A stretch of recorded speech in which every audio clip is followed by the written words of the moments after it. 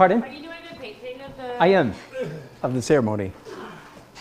Or an invented, Doing a painting of the ceremony.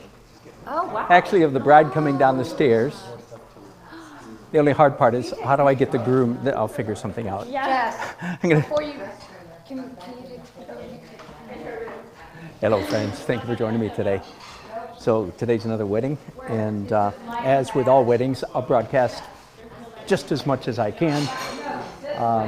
It varies from wedding to wedding. So here we are, inside the home, where the wedding will take place. I'll turn you around. I'm going to take advantage of that staircase and do a painting of that. The ceremony is going to take place in front of the fireplace, but I think I can't resist the stairwell. The bride is not the bride and groom, not the groom. The bride is coming down the stairs.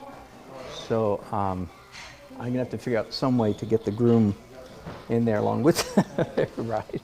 We'll work something out. Be that as it may, it's time for me to get going. I have the picture here in front of me, and I will tell you that after doing several large paintings back home, doing a painting this big seems really small. Delightfully small, I should say. It's like, oh, this is easy. Welcome. So I'll respond to your chats as much as I can. I don't know where the band will be tonight, if there will be a band, etc. So I'll just do what I can, and hopefully have fun doing it. Let's do some more abstract stuff. All right, now a little bit of cool in that abstract, and we'll be ready to go. Ultramarine or phthalo? Phthalo. That was a quick decision, wasn't it?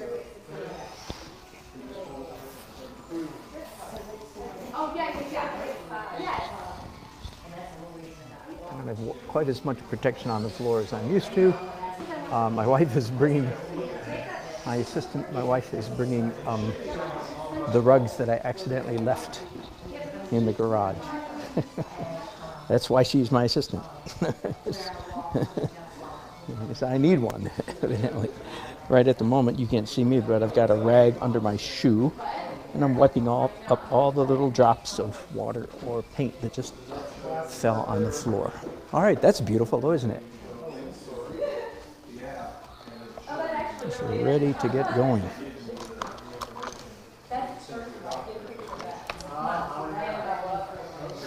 Again, I have the photograph right in front of me here. And I think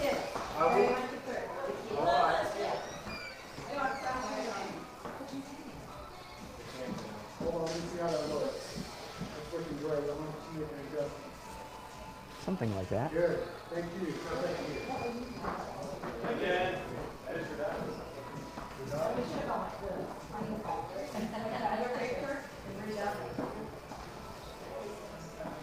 Oh, I haven't left yet. Sit down, man. There you go. Oh my God! How are you? Don't leave. Don't. This is so cool. Okay, bye.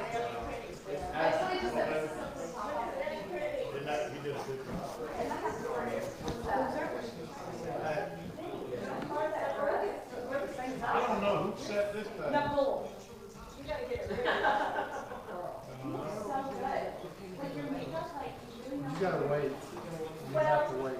You can see the staircase. I can tell. It's a staircase. It's really stages. Really stages.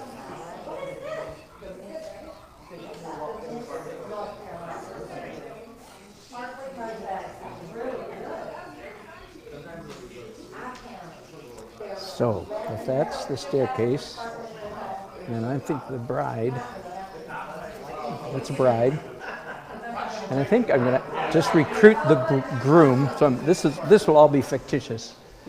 I think I'm going to set the groom here on ground floor looking up. So we'll catch him 3/4 away profile. So I'll need to take a special picture of the groom for that. But hopefully I can catch the bride in real action here. Hey, I'm Donna. Hi, Donna. I'm Dan. Hey, Dan. Good to meet you. It looks like I'm having fun, doesn't it? It does. I am. I'll be having fun all night, all evening. All night long. Yep. However long this party goes, that's how long I'll be going.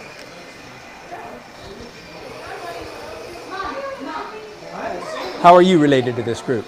Laura and I are old friends. Are you really? Yes.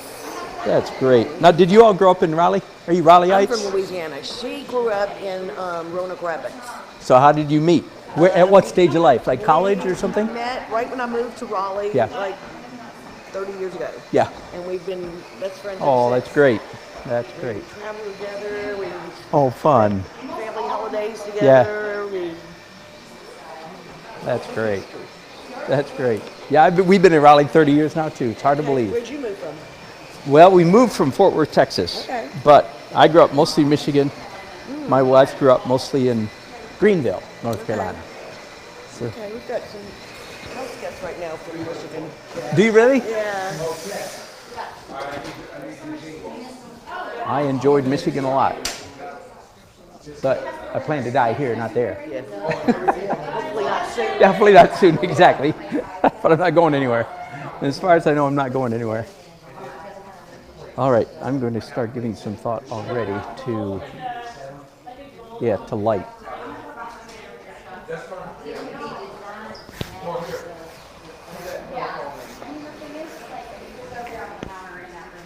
It's kind of fun painting this way because because I know I'm making all the people who don't know my artwork, I'm making them kind of nervous right now.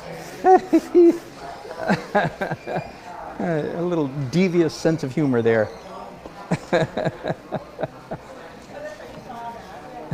It's like, oh, we got one of those modern artists here. Well, that should be interesting.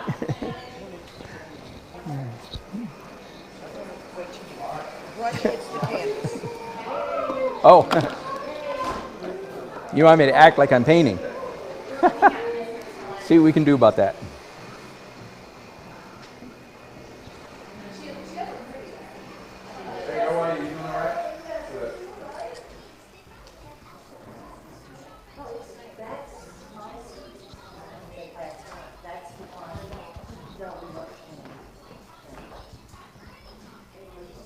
Doing good, man. You know what? I really.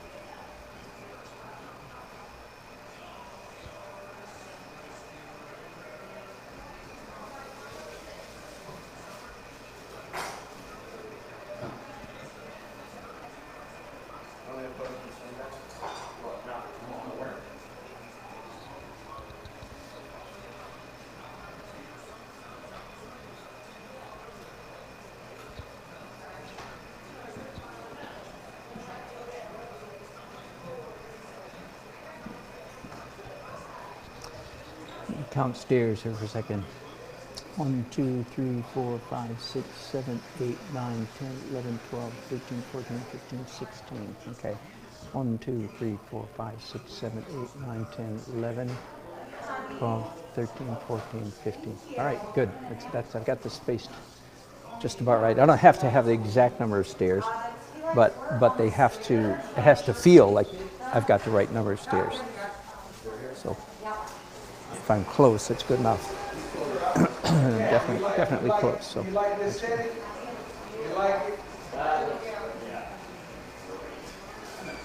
Oh, yeah.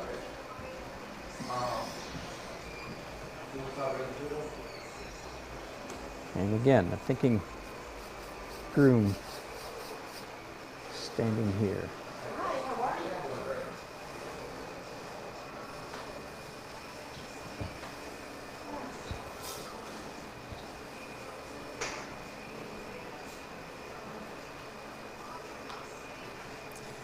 And a wrought iron, I guess you'd call it. Simple wrought iron railing.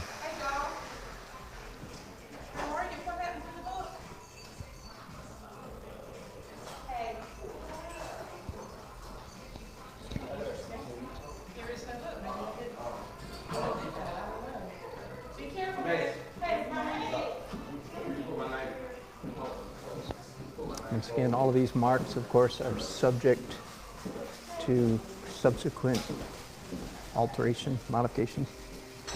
I'm not sure they're in the right place. Just taking a first stab at where all this stuff goes.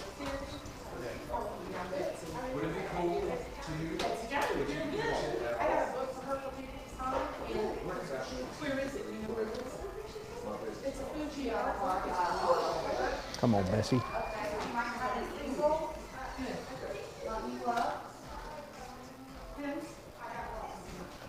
Now, you know what? Me and you, we about to get to it, because I like you. I like you, so you let me know your schedule. We're going to be happy. You know what I'm saying? I do a lot of this kind of stuff.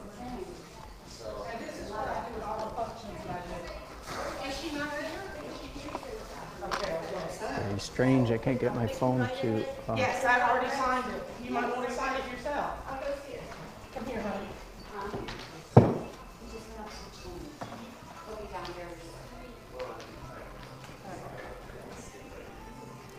Move the groom over a little bit, I think now.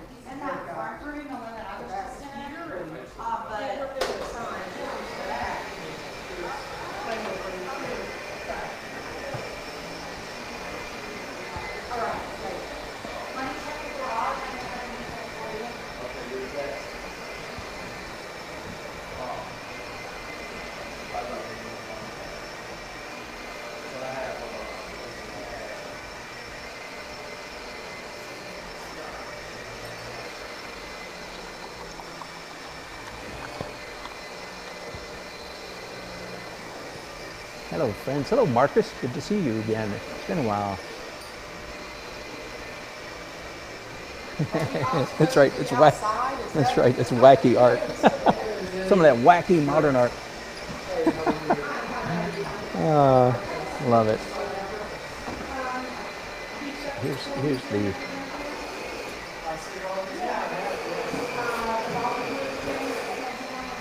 I'm going to restart my phone. It seems to be acting up, so let's see if that fixes it. In the meantime,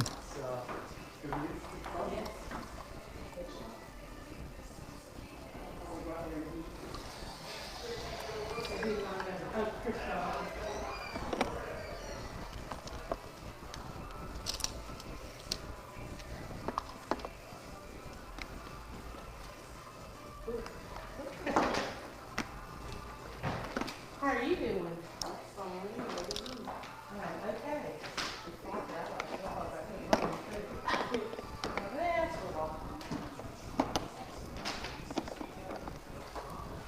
How are you doing?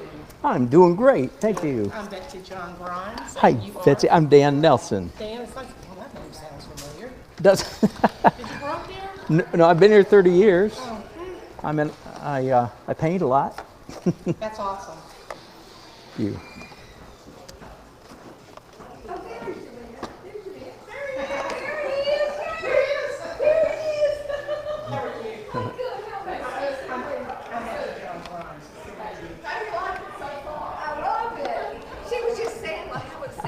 Hey, How are you? I don't think I got paint on so me. good to Hey, see good to you. see you. This is wonderful. Thank you. And Thank you. I know you're just going to, I mean, this is fabulous. So All right. I was at my own recognizance. So I'm thinking the bride coming down the stairs, and I'm going to take a separate picture of the groom probably standing here looking that way. So Perfect.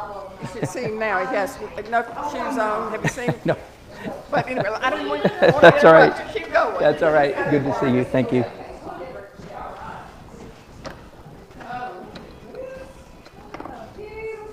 A little bit unusual situation with this particular wedding because neither the bride nor the bride's father or mother or groom are paying for the painting. A friend of the family is paying me to do this, and we're actually doing a barter. So different situation. And because of that, I feel also I have a little bit more actually creative license than normal because nobody's the boss. You know, on one hand you'd say, well, the person who's paying me is the boss, yeah. And that's who I was just talking to a minute ago, Diane. But she doesn't have the same, you know, the same compunction that, say, the bride or the mother bride would. So anyway, to a large degree, I feel like in this case, I've done this kind of thing before. I'm left to my own creative impulses, which is not a bad thing, usually.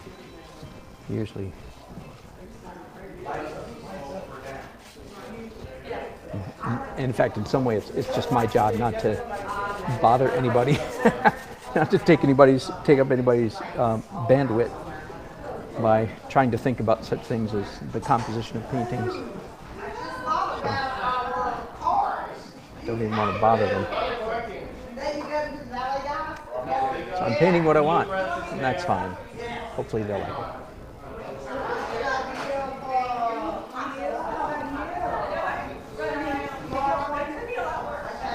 Wow, it sure does change. It was originally looking like. It will change very much. I was laughing. I'm broadcasting on YouTube and telling my people who are watching, say everybody here thinks I'm one of the crazy modern artists. And it's not going to be like that at all. Not at all. At first I was thinking it looked like something my 2-year-old grandson. Right. Nope. It's going to be a beautiful representational painting with interesting abstract undertones. Very cool.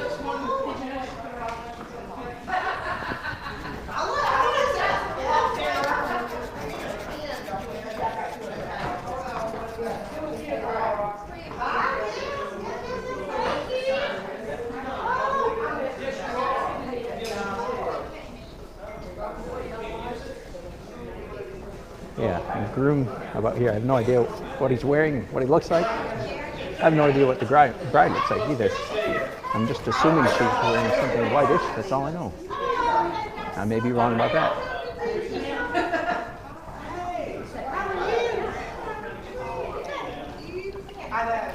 I missed you Wednesday.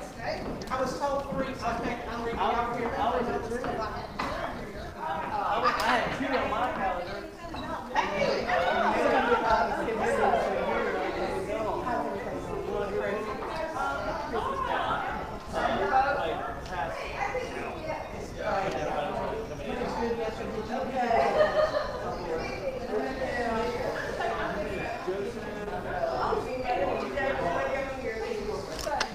All right, pencils.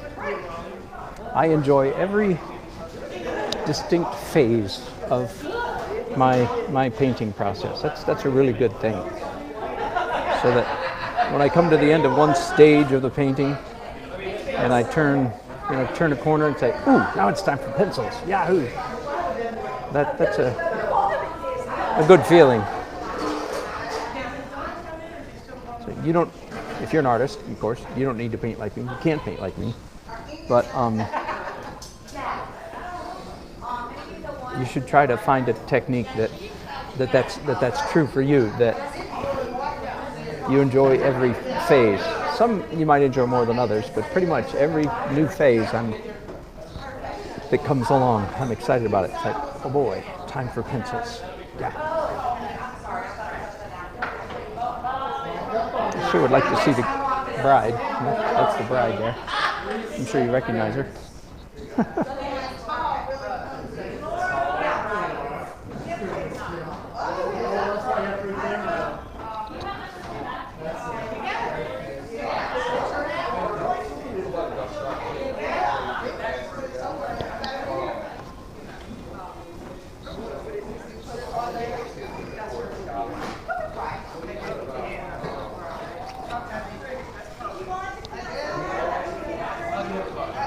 Go back to white now. Something a little different. Oh, that's so sweet. I love that.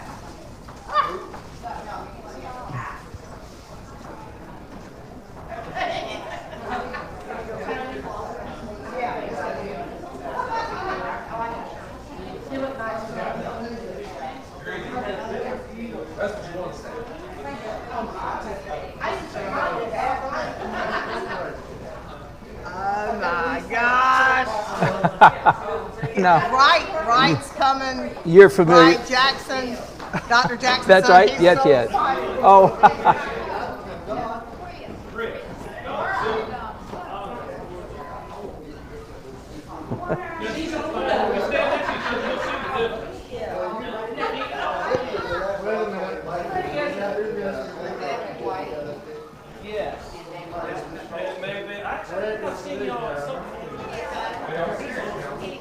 Okay, I'm going to take a little break right now because I need all of that white stuff to dry. So it'll take several minutes for that to dry.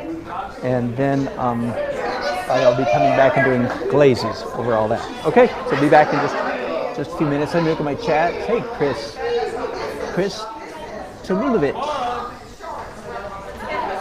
Thank you, my friend. That is very kind of you. And Victor?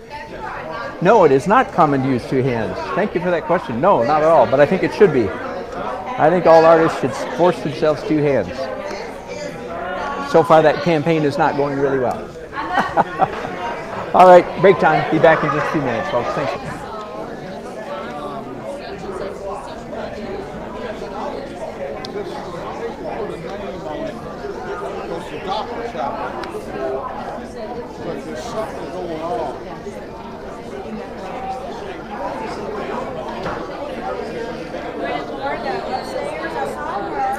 All right, it's just barely dry enough for me to do a little bit more painting, so. It's been an evolution over a lifetime. No, I majored in art in college, but they did not teach me how to paint. So you just like made this up? Pardon? So you just kind of made this up? Yes, that's exactly right. Stumbled on one mistake after another. Happy mistakes. Happy accidents. It is an unusual technique. It's not typical. Not that I've watched a lot of artists paint, but It seems unusual. Yeah, it is. Your intuition is correct.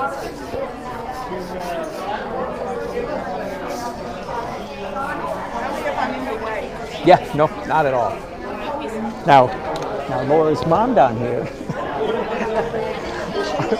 No, I'm going to paint very carefully over here.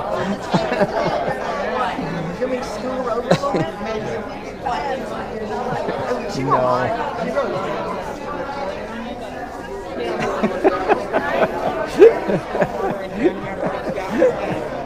Maybe hello, friends there on YouTube. There is the mother of the bride. So the bride is my age. She's a widow. Sweet story. I've known her off and on through the years here in town. And her mother is sitting just about literally under my left elbow. So I'm painting on.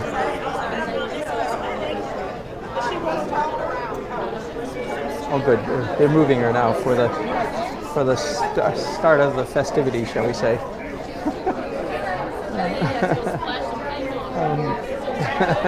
I usually don't have to worry quite that much about spattering paint on people, which I am loath to do, honestly.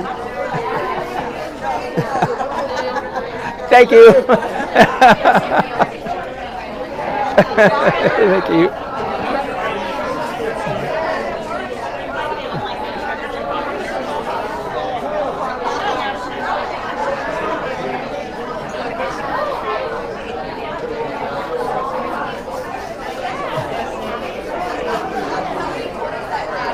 Well, hello, there you are.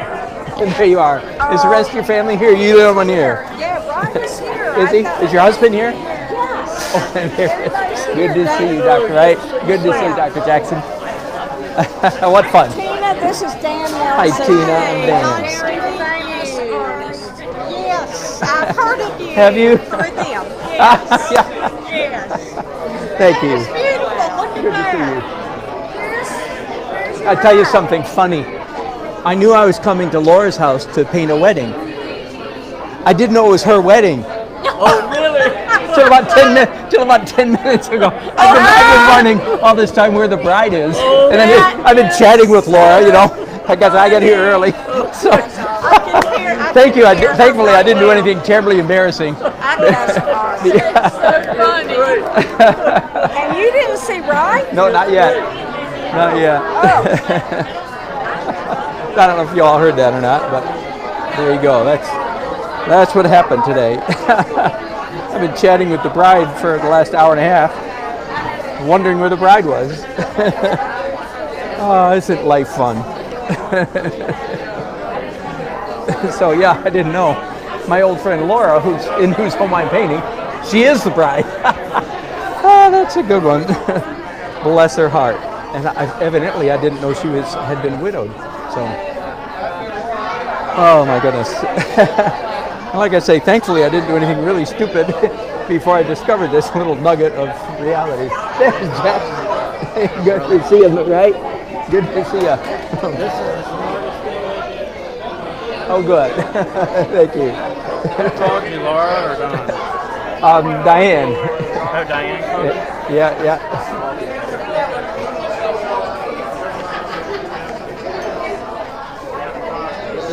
So as you can see, trying to establish, some composition here. It's getting there.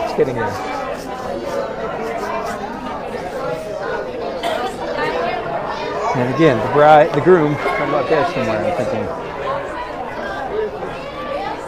This is Laura's mother. I figured that out. Good to meet you. I'm Dan. Good to meet Nelson. you. Good to see you. Thank you. Pardon? I'm Laura's mom. Yes, I know. You're lovely. Thank you.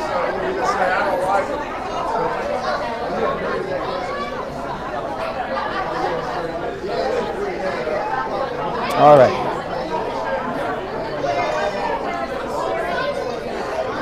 I'm going to do some more drawing, either with brushes or with pencils. Not sure which. I think brushes.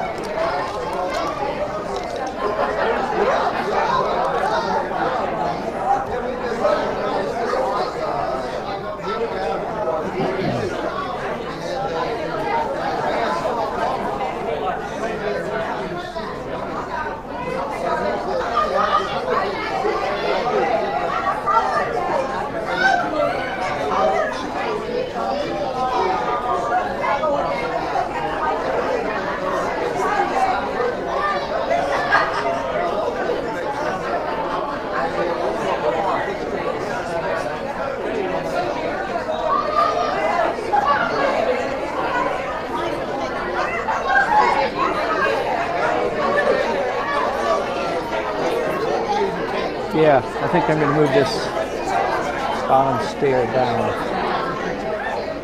Be nice. There we go. It would be nice if it would go off the page, off the canvas.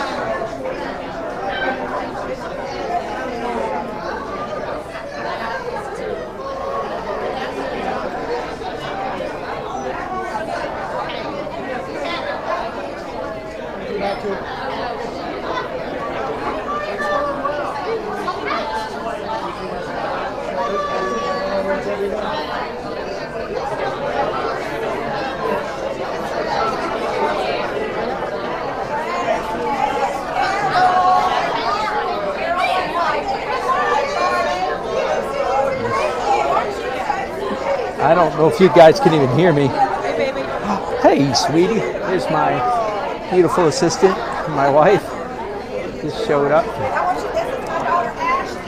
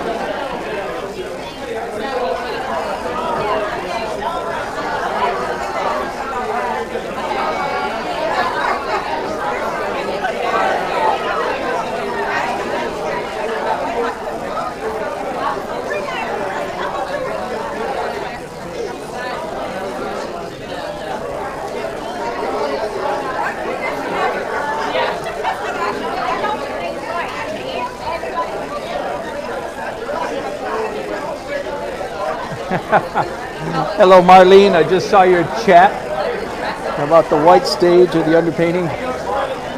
I understand. Good for you. Real quick break here, just for a second.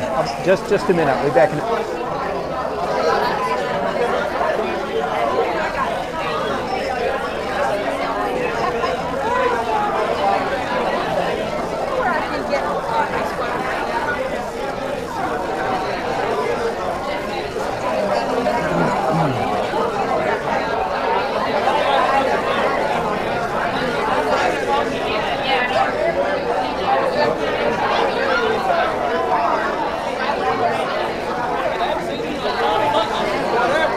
Again, I don't know if you can hear me. I'll speak up. So as you can see, right at the moment, I'm drawing with blue, ultramarine blue color, and I'm liking the effect very much. I'm playing one of those visual tricks. One of the tricks that I know in painting, which is when you're painting in layers, layer. Anytime you cross what I'm going to call the temperature equator. Is that okay word? In other words, everything here is warm, but I'm doing cool on top of warm, and that is a particularly fetching trick. Our eye enjoys that jumping the equator, if I can coin a term. Now usually I do that by doing a cool glaze on top of warm. But this, at the moment, I am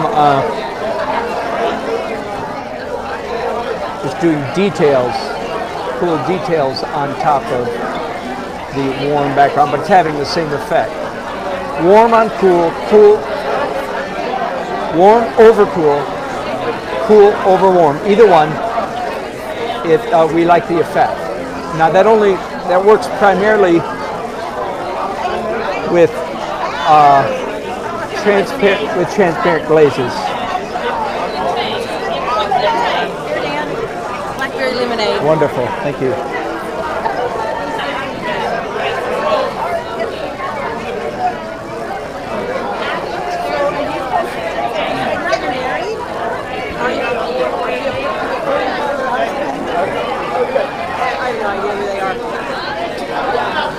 Don, he owns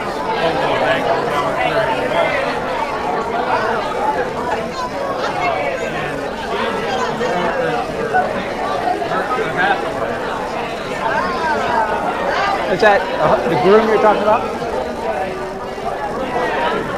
Huh. He owns Coldwell Banker, Howard Perry and Wall Street. So he's not marrying her for her money. They're both all right. How long ago did her husband pass away? A little over a year, maybe a year and a half. Evidently, I missed that because I've run into her. She works for Don. She's his like biggest broker. Ah, She and Laura, she hooks them up. And we all ate dinner with them Monday night at the club, our regular dinner club. And I had Don and two other people. And that's where we met. no kidding. How fun. Yeah.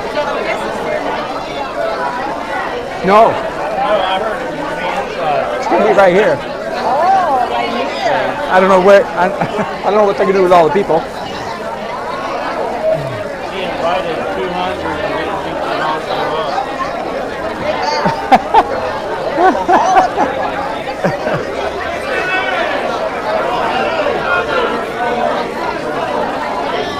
They do. First go around.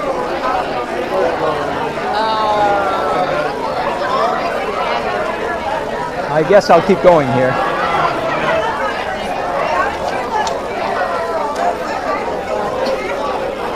There's stuff in that safety.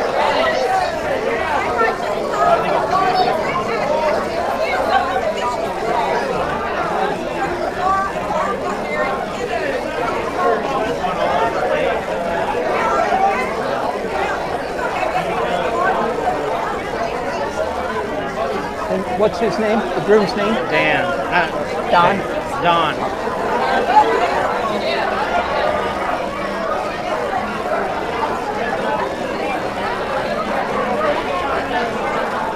Diane called you? Yeah. We're doing a barter for their beach house. Yeah. It's going to be a great wedding. Yeah, good.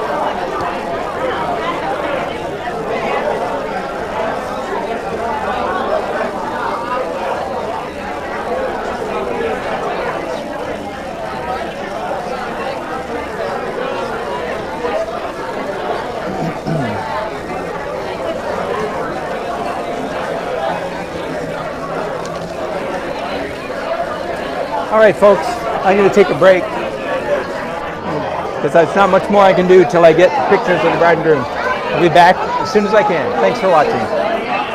Bye-bye.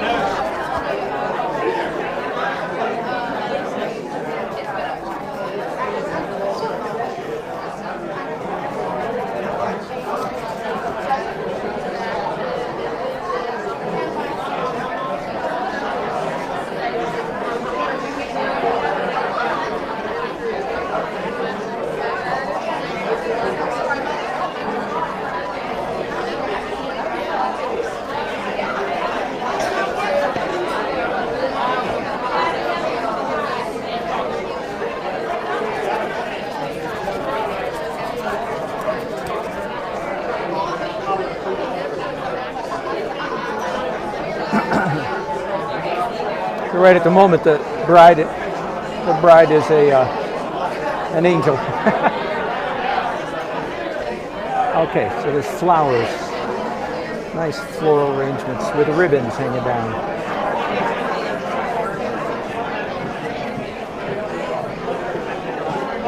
I got some pictures of the groom finally, so that's good.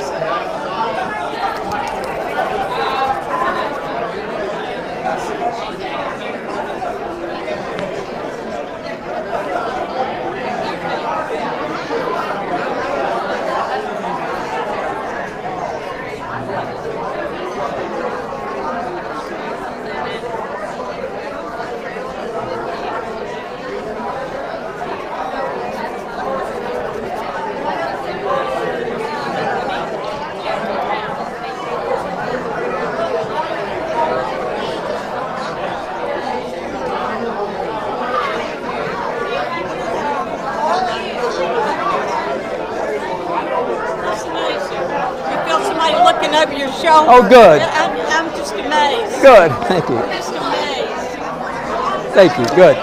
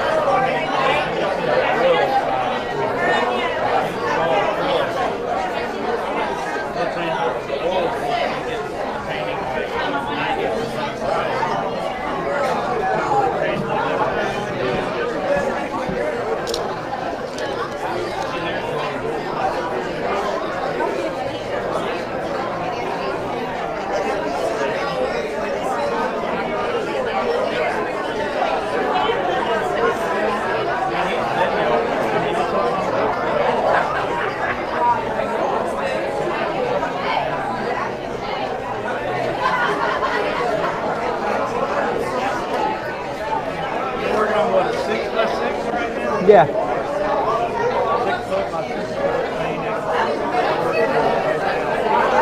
This feels nice and small. Nice and Really small. easy. Yeah.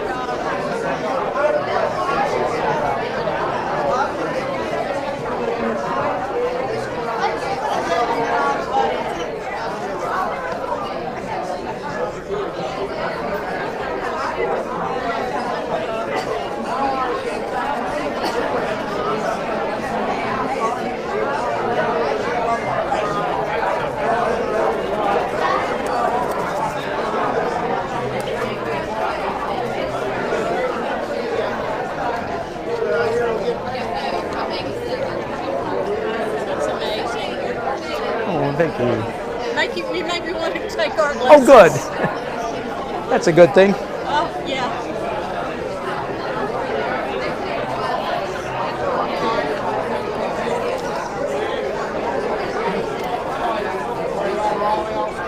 He's painting a halo around Laura. Making Laura be angelic. You put That's a right. halo That's right. around her. She is. Right now, she's an angel. Oh, here we go. Now we got some color coming. Exactly.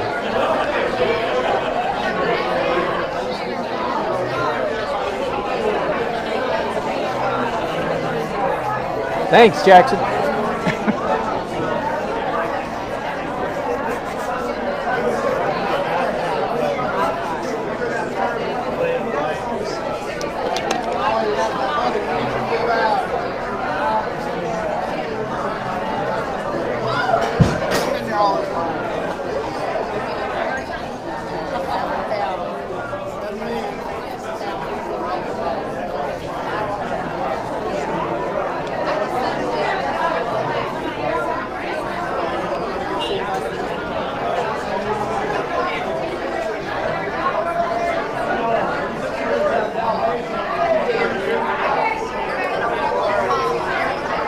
I've done some antiquing of furniture and like pots, flower pots and stuff. And it's hard to know when to stop. That's exactly for me, right. Because if I keep going, It's for I'll everybody. mess it up. Is there a doctor in the house? Is there a doctor in the house? Is there a doctor? Is there a doctor? We need a doctor. Everybody.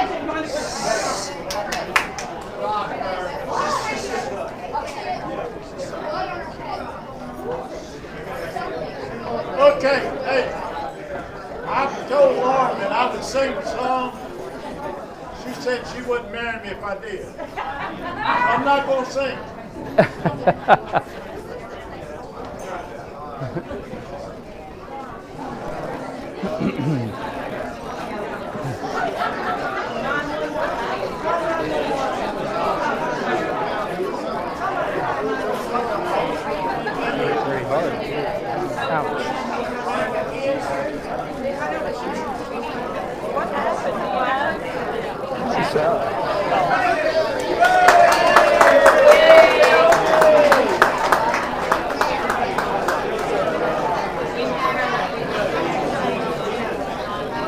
I went to the emergency room last Tuesday. You did? For what? Anaphylactic shock. What were you allergic to? I have no idea. It's a mystery. We were all in the pool swimming. I got out of the pool, I started itching. 20 minutes later, I started swelling up everywhere. You need to get some allergy testing done. Yeah. Plenty. Went away, I went in and got a EpiPen. Yeah. I'm now the proud owner of 2 EpiPens. Mom's got hers with her. But we don't know what did it. So yeah, I'm gonna get tested. I wonder if it was maybe the chlorine. I've been in it twice this week. Then it wouldn't be that. Did you eat anything? I'm trying to remember. No. It's the craziest thing. I thought maybe I got bit by something and didn't feel it, because I was in the water. Yeah, but you But would have found no the welt. spot. Yeah, exactly. Would have found a spot. Do you actually have trouble breathing? No, but I couldn't Close talk, enough. and it was close enough. So it was pretty nerve-wracking. Go to the hospital. Yeah. I would have made my wife drive like a maniac. Anyway, lucky. it's all done but the laughing now. Call 911. They got it in the truck. That's right. They got it in the truck. Yeah. Yeah, carry that thing wherever you go. Yep. It's out there in the van.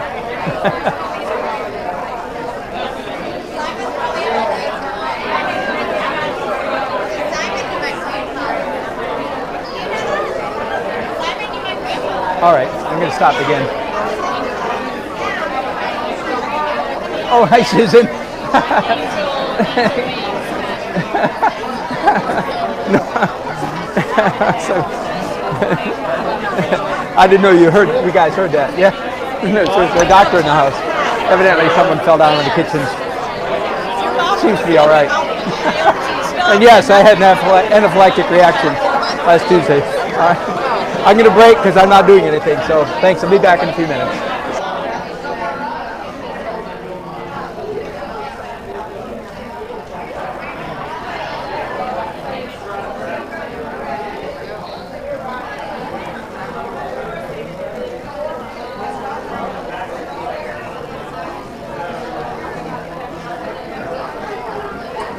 Well, hello friends. I think I'm back for a while.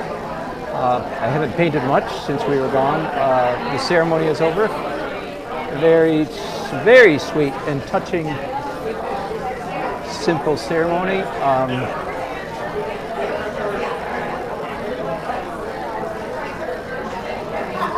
I do have a picture of the groom, but I do not have a picture of the bride. So the photographs that I took of her coming down the stairs are not adequate. So we will go back and have her do a dry run through, whatever you call it.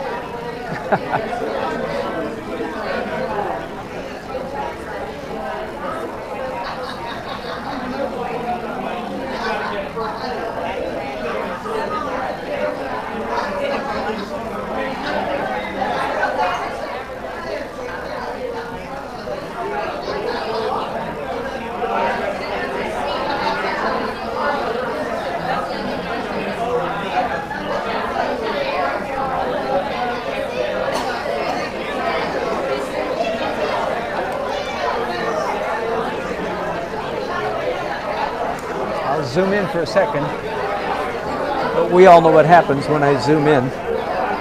Pretty soon thereafter I forget that I'm zoomed in.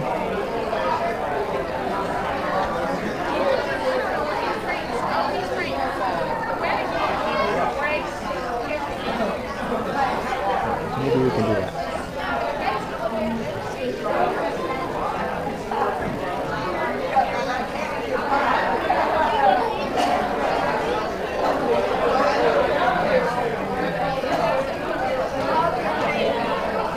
Thank you. I'm afraid to die in. Oh, do you? Oh, good. Thank you.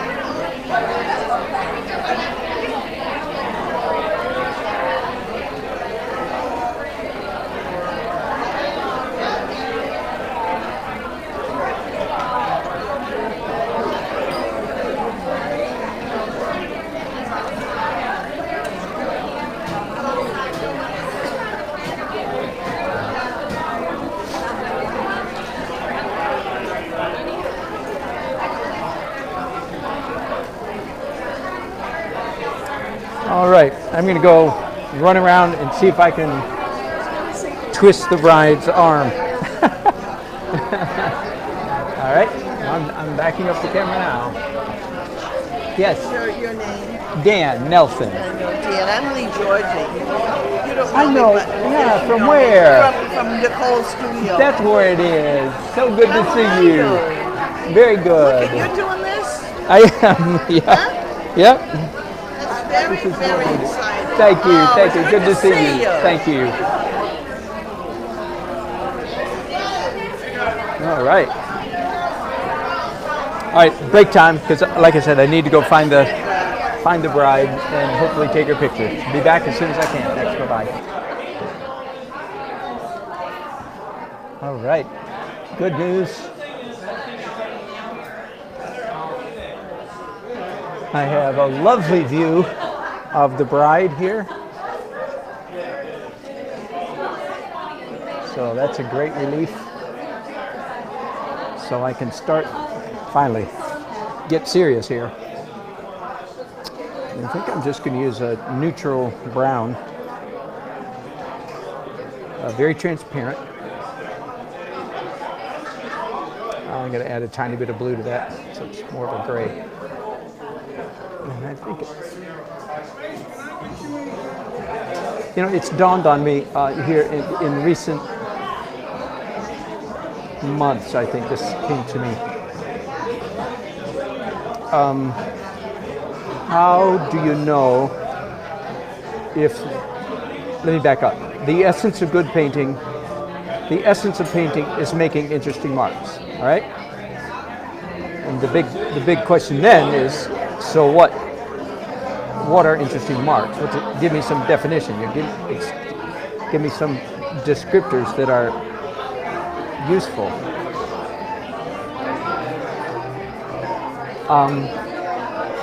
And I think one of the descriptors that we could use for the question, what are good marks? It's not highly definitive, but it's helpful suggesting. Good marks are the marks that your hands naturally make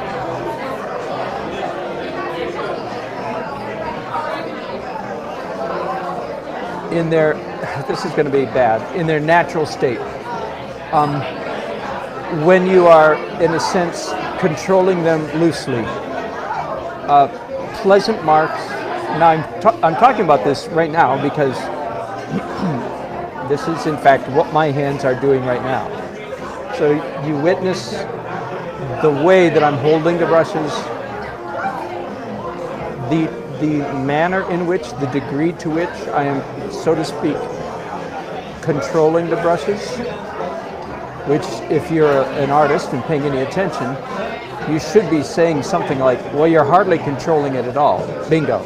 There we go. You ready to eat? You ready to eat? That is correct. So do you see all the little stutters, the stops and starts, the jitters that my hand is doing? The unintended wiggles, the little, if you'll forgive me, the spastic movements that my hands are making, those are in fact good marks. So I have a word, especially for those of you who are, if I may call you, beginner painters, or early in the journey painters.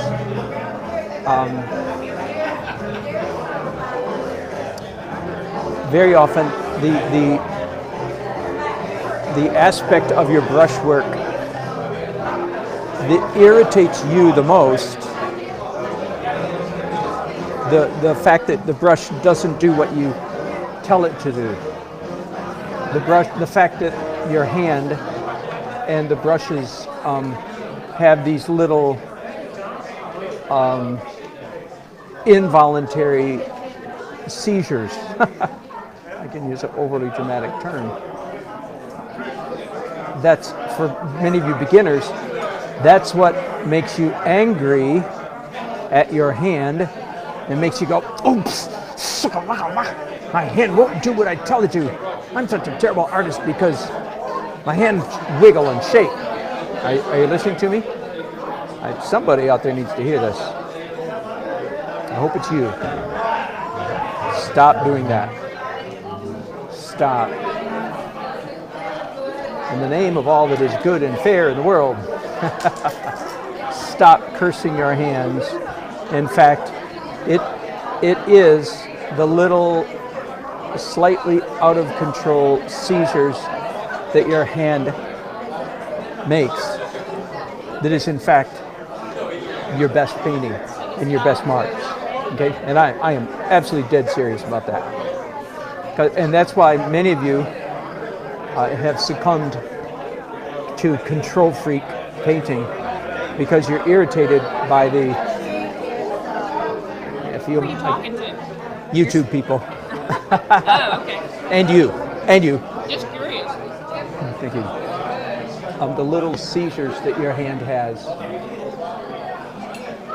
is in fact your best painting. It's your hand trying to make you a good painter, and you're fighting against it. And what is your name? I'm Dan Nelson. Dan Nelson. Dan. Dan Nelson. Yes, ma'am. Well, so you're painting Miss Laura the bride. I am. Isn't she lovely? She's beautiful. So I've got some good pictures. Thank you. Oh, I know that. I can see Thank that. you. Well, you're doing a great job. Thank you. So it's because many beginners, they don't understand this, and so they fight against good art by doing this, right? Tongue painting, what I call tongue painting, controlling, hyper control. The irony is the part that frustrates them. Now I know this partly because, you know, that was my story too. That was my story. It took me a long time to realize, what? You're kidding me. And my hand behaving naturally is in fact the best part of my painting, not the worst. Now, of course, you know, as the painting progresses, I will little by little, but there's the key word, little by little, I will take steps toward a slightly more tight technique, slightly, right? Now, and of course, if you've watched me do many of my wedding portraits, this particular painting will not be like that. I'm not going to do a portrait of Laura and Don, so they're going to be looser. But if you've seen me do, you know, portraits this big, and of course, then I do tongue painting, and I'm not particularly happy about it either. And I don't consider the tight portion of those portraits to be my best painting. My best painting usually is what takes place all over the rest of the painting. Anyway, let me back up here for a minute. Let's do a little bit of flesh tone. Quite happy with this at the moment. Oh, her head caught ever so slightly to the left.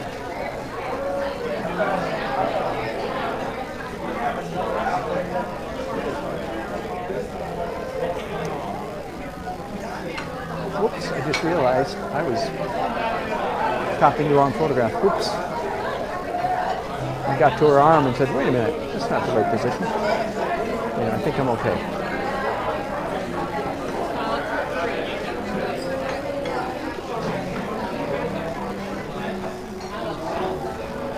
It was a very, very sweet ceremony.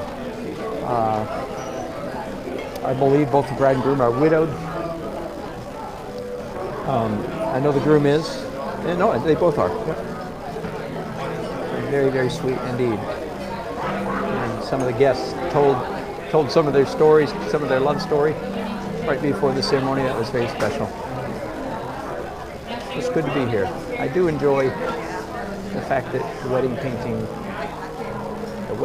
career puts me in beautiful places, beautiful moments in people's lives. That's very special. I don't take it for granted. In fact, it was kind of funny. I'll tell you, I looked over at my wife. She kind of rolled her eyes and laughed at me because right before the ceremony, right when it was very informal, and one of the friends came forward to tell the love story. Anyway, because I was standing where I was going to take pictures of the bride coming down the stairs, you know, I was standing kind of in the middle of things. Well, it's just one of those funny moments in life. Turns out I was standing exactly in the middle of things. Like the woman that told the story for 6 or 7 minutes, 5 or 6 minutes. I was her sleeve was rubbing my arm. It's just kind of funny. You know, I'm not. I was invited to do a painting. I wasn't invited because I'm a friend. But here I am right in the middle of it. That was funny. That's that I was right in the middle of, right smack dab in the middle of everything. And Ida Turbot was telling her story. I'm so close to Ida that her sleeve is rubbing on my arm. It's funny. I'm honored to be here. Honored to be, and always glad that, you know, I know how to behave. And most of the time I do. Oh my.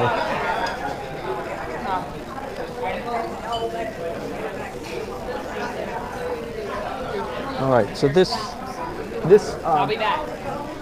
wedding painting is in fact going to be much more like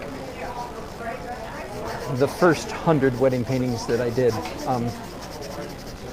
I'm just going to tiptoe little by little toward more detail on these figures, but at no time am I going to go full on, you know, portrait.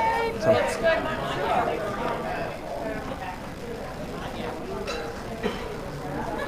at the moment, I'm of course thinking about light, play of light, composition.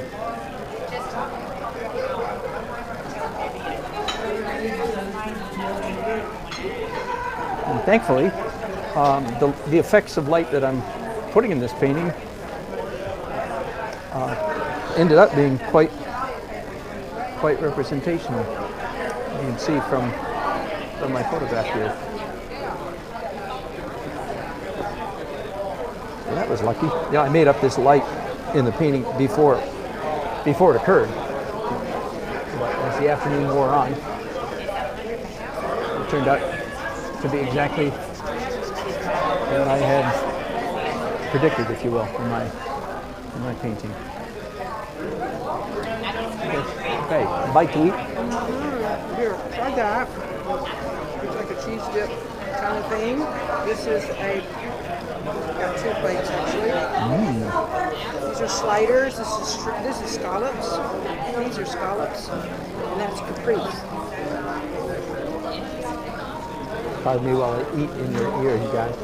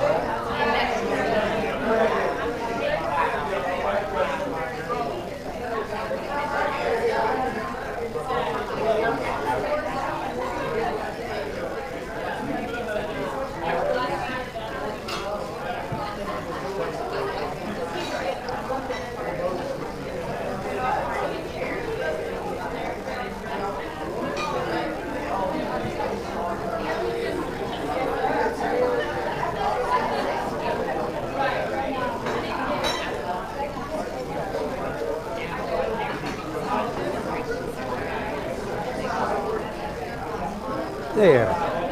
She looks like an elegant woman already, doesn't she? That's gonna help you.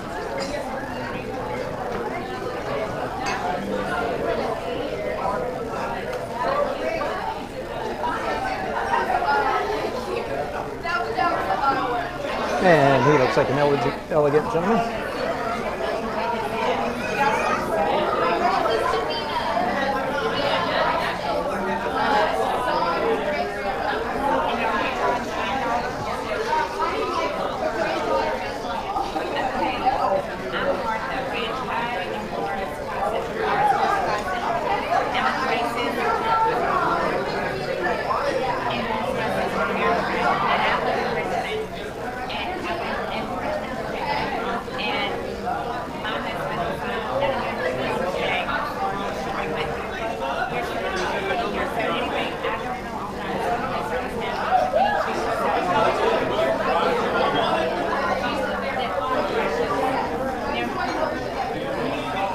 So this is kind of fun. This is the first older bride and groom I've ever done. So that's fun. Very special.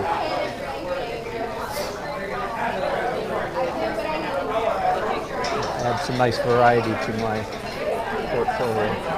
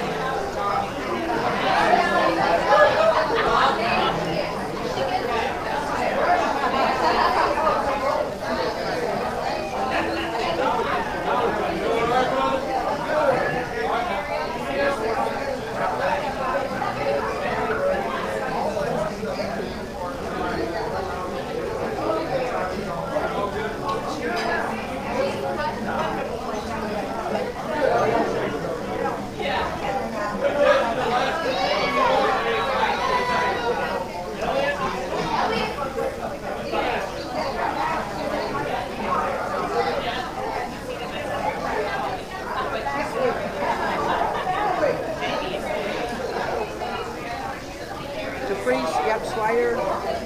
This is Scotland. On that end, you get a Scotland.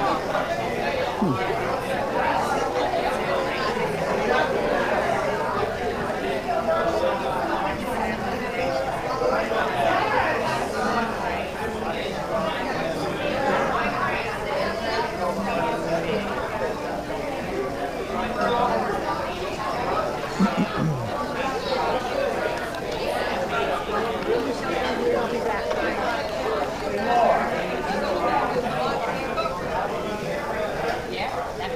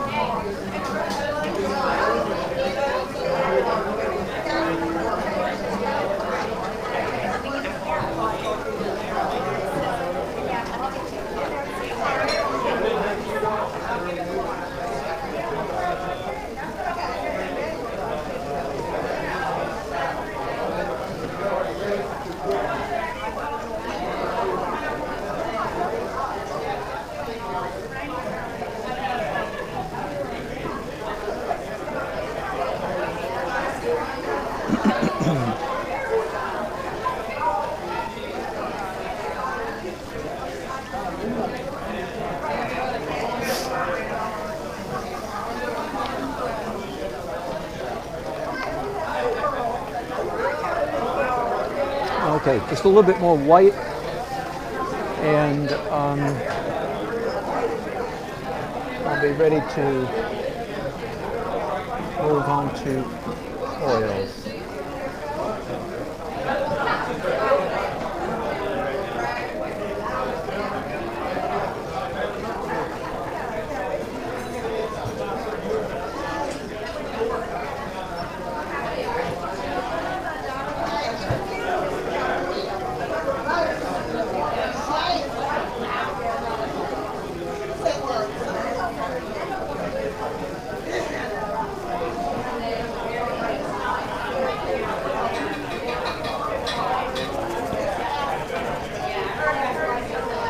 Fabulous. Thank you.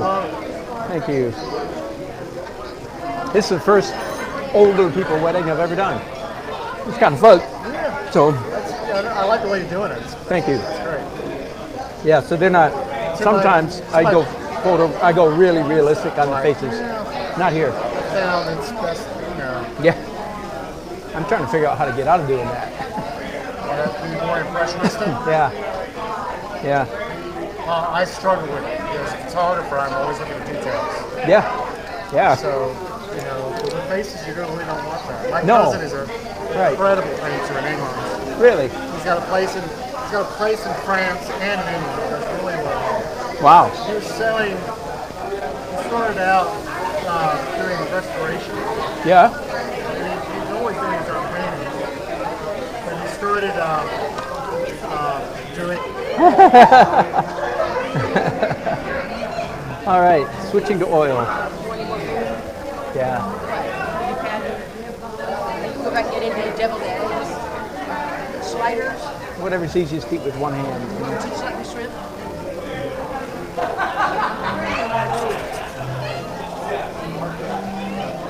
This is kind of fun to shock people.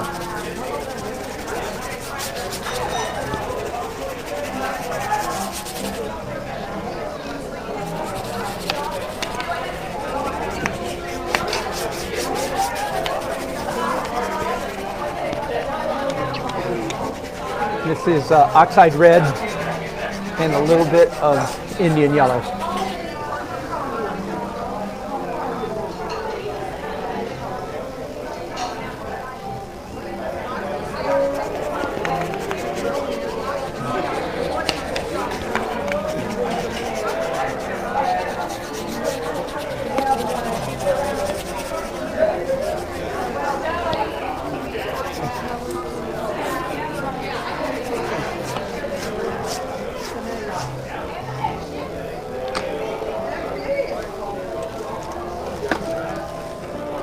Running low on oxide.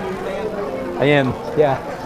But that's right. They know real people are here, so they know there's people here. So feel free to talk to me. Oh yeah, absolutely, yeah. That's right. Tell them you're here.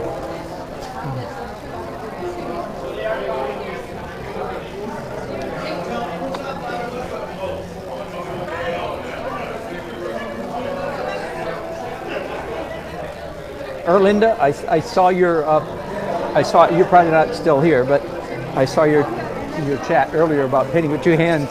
Yeah, let's start it. We're starting a club, right? Starting a movement. Every once in a while, like every 5 years once in a while, I run into somebody who paints with two hands. I always think, oh, I need to keep in touch with you. So Erlinda, we're in touch, okay?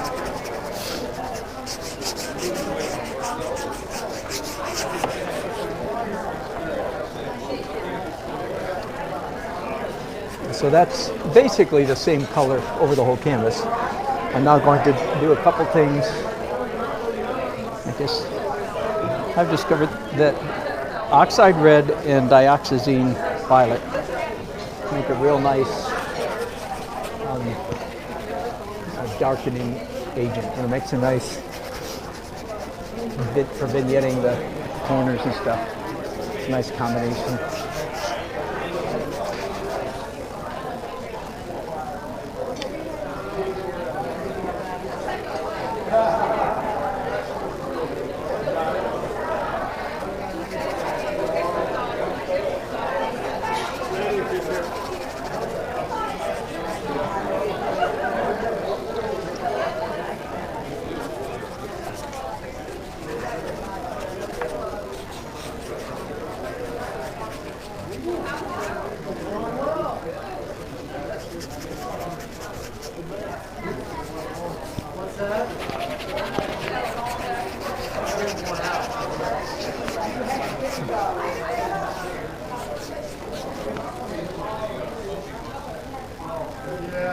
Now,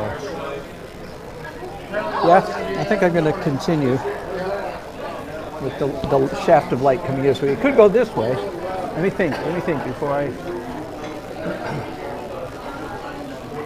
As we go this way, we can kind of catch the bride and groom. Wow. The whole time here I've been thinking, you know, this shaft of light coming this way.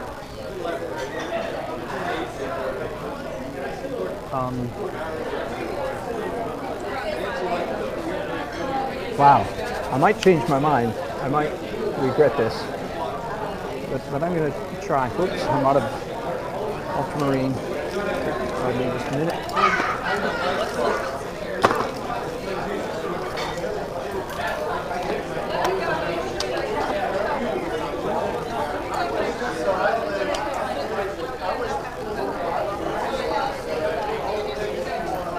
Ultramarine out on my palette.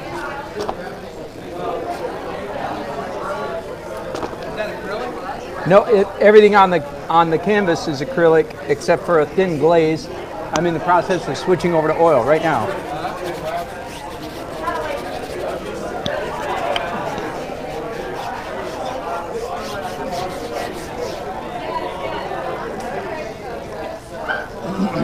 So what do you think?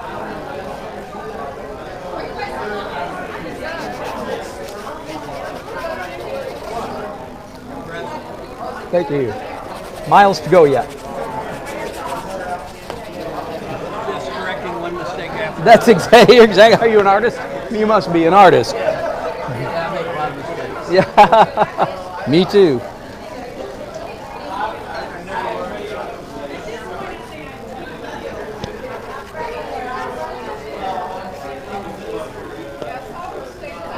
So I would need to lighten this corner right here. That's no problem. That's funny. Yeah, changing my mind midstream.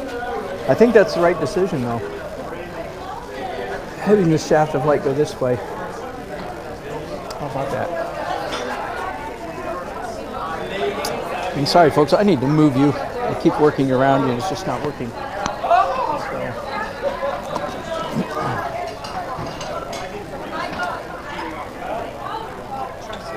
Ooh, thank you. Thank you.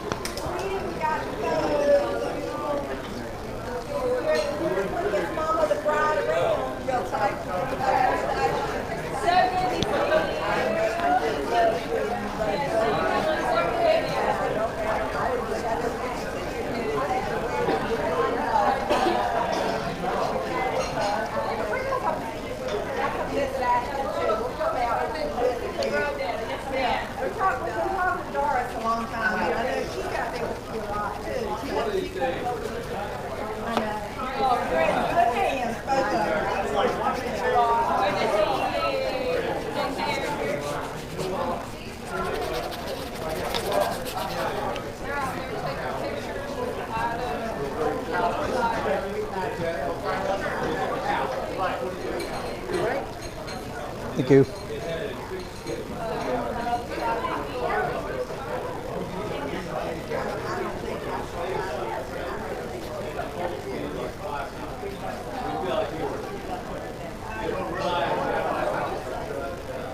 Yeah, and all this needs to be darker.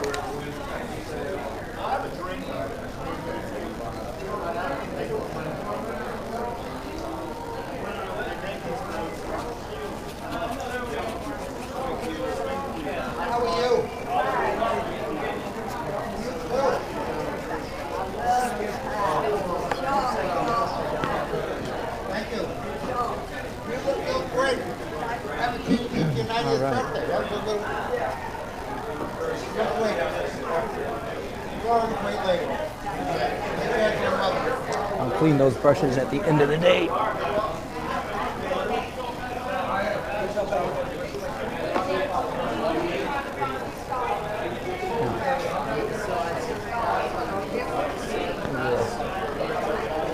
lift out a little bit.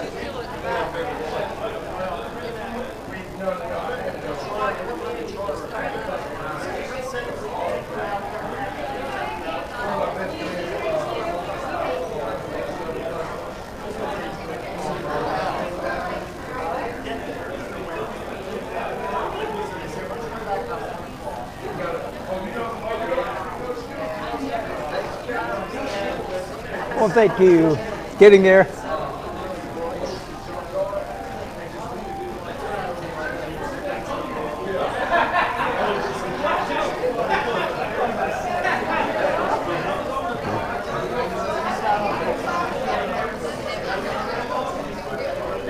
All right.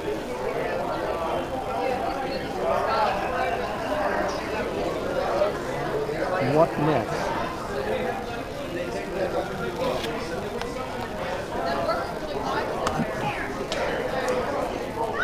Could you get some more for that red stuff? Yes.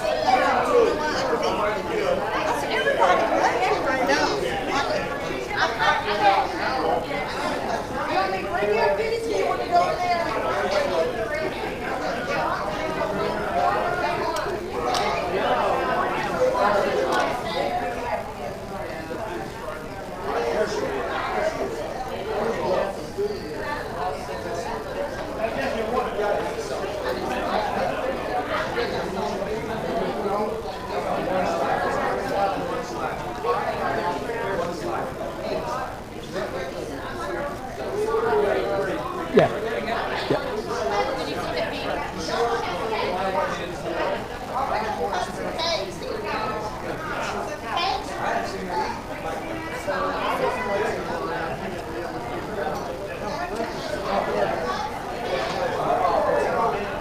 Woo. Thanks, baby.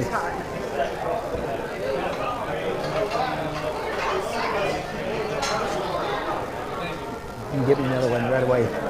Thanks.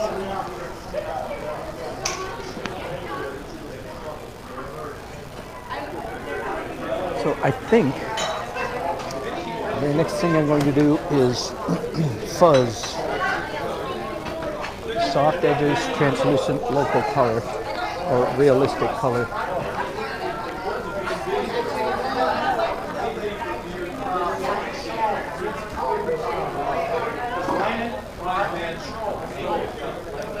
Another name for the fuzz layer could be glow, the glow layer. Thanks, baby.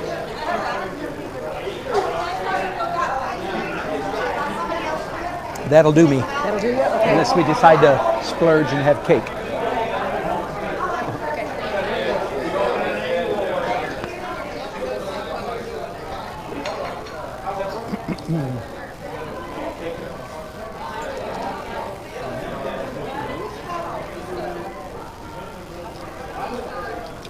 All right.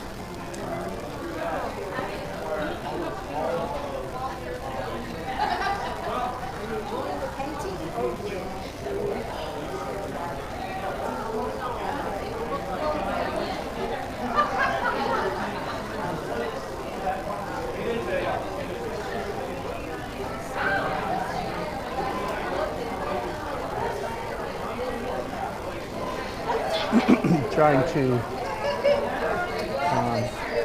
capture the color of the bride's dress. Teal. A little greener than that.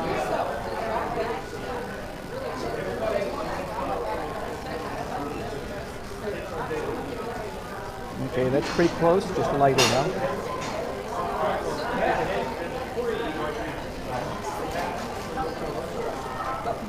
Yep, that'll do.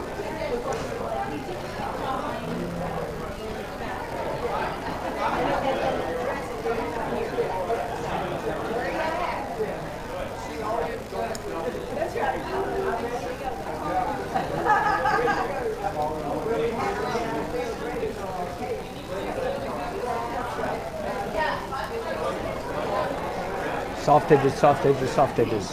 Fuzz, fuzz, fuzz. Glow, fuzz. And everything is see-through. It's all translucent. You can see through everything I'm doing. You would do well to ask, why do I allow this turquoise dress color to get outside the lines. If you're a beginner or whatever, you should be asking that question. Don't sit there and say, oh yeah, that's what I was going to be. Because I know you won't.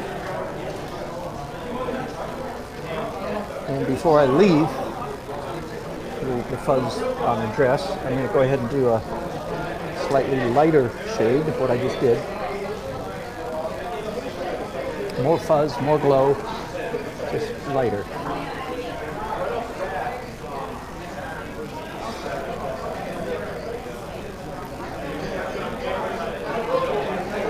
All right.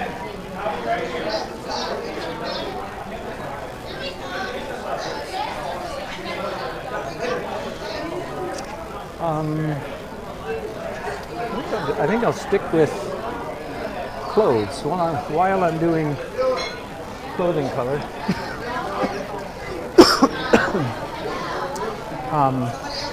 Let's do the Blooms jacket as well, which is I'd call it a cobalt blue, medium cobalt blue. I'm talking color here, not paint. So I'll achieve that by mixing ultramarine with the turquoise that was already on my brush. It should get me pretty close, and it does indeed.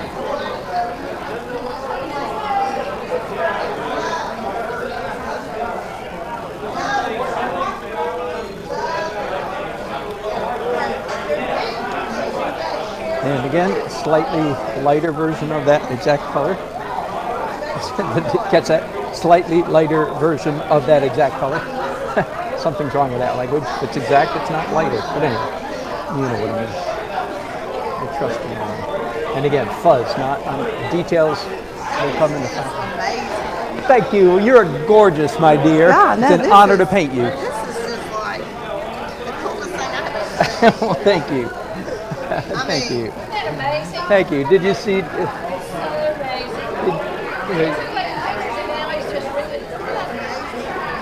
I love the way you got the staircase. That staircase was a good Yes. idea. So there's the one I had so many good ones of you. It was, you're just lovely. Way to go.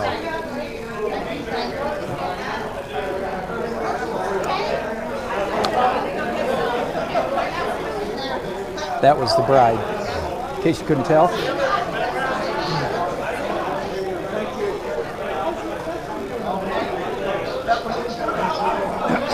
Honest flattery is not flattery if it's honest. Something like that.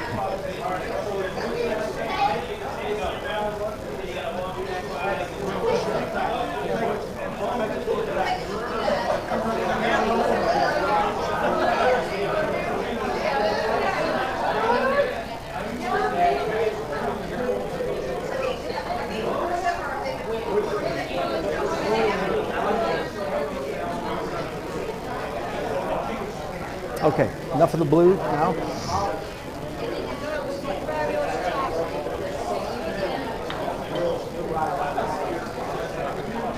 I think I'll do the wall, the background, the glow around the bride next.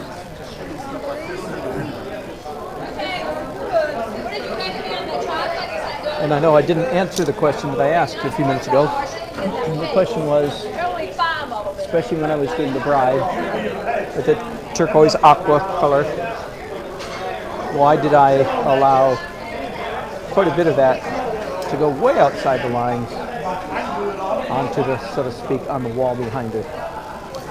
Well, first of all, it doesn't look like it's on the wall behind it, does it? It looks like it's exploding out from her. It doesn't look like it's back there, it's up here. Well, here's part of the answer to that question. I guess it turns out, you regulars, you can say this with me, the human eye enjoys seeing little bits of the object, that is to say color from the object that is spilled over into the background, and color from the background that is spilled into the object. And the analogy I usually give is a red barn in front of a blue sky. Believe it or not, we like seeing little bits of red from the barn in the sky and little bits of blue from the sky in the barn. Now, I could explain why do we like to see it. That's a harder question. I do have an answer. It has to do with light refraction. In art history, it has to do with the lessons that Claude Monet and the Impressionists taught us about how it has to do with how our eyes actually see the world around us, and it has to do with the artist. Who's he talking to? Oh, Who you talking to? Oh, that. either that. I'm schizophrenic. I just use that as a cover-up.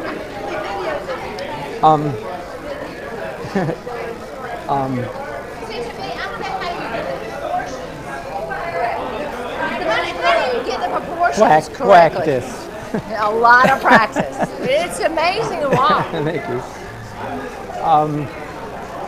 Anyway, it has to do with how our eyes actually see, and forgive me, I don't feel like getting into the full lecture today, so I'm going to leave it. You could just learn this, what I already said, that the human eye gets a kick out of seeing little bits of the object in the background and little bits of the background in the object. If you just know that, at least you know what to do. You might not understand why to do it, but that can come later. Okay? So I'm doing the same thing. I'm doing the glow.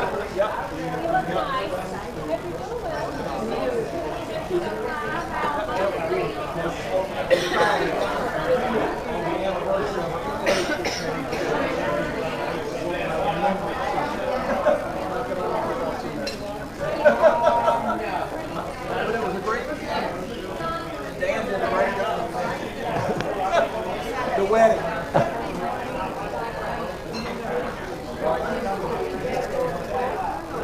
So here's the change that I'm making. Oh, you can't see it. Sorry.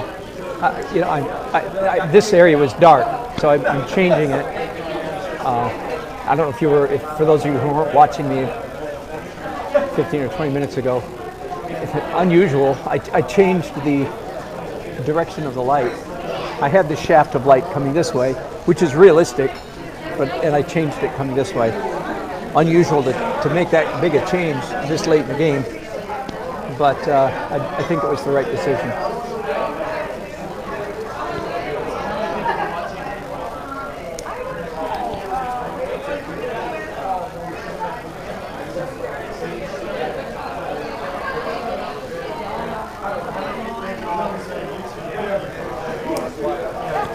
Again, soft edge, soft edge, soft edge. And again, you regulars can say this with me, but it's easy for a painting to accidentally have too many hard edges. That's an easy mistake to make. In fact, one that I've made most of my career and maybe am still making. Nearly impossible for a painting to have too many soft edges. So if that's true, then in a way you can safely make an intentional beeline towards soft edges, which is of course exactly what I'm doing with my fuzz, so-called fuzz layer. I'm very intentionally adding all kinds of softness to the painting. Now, I have still a couple hard edge phases to come up, right? Like I'll be using pencils here in a little while. That's certainly a hard edge. And I'll be doing my final edit layer. That's hard edge. So we are not finished at this point. My purpose at this moment is not to wonder or fear that I might be doing too many soft edges. Does that make sense? It's not my business right now. I don't care if I'm making too many soft edges. Not mine to worry about. I'll worry about that in the final edit stage. Right now, my goal is to just make a lot of soft edges, adequate soft edges, perhaps I could say. Not worrying too much about overdoing it. Go ahead, overdo it. Go ahead, overdo it. Overdo what? Overdo soft edges.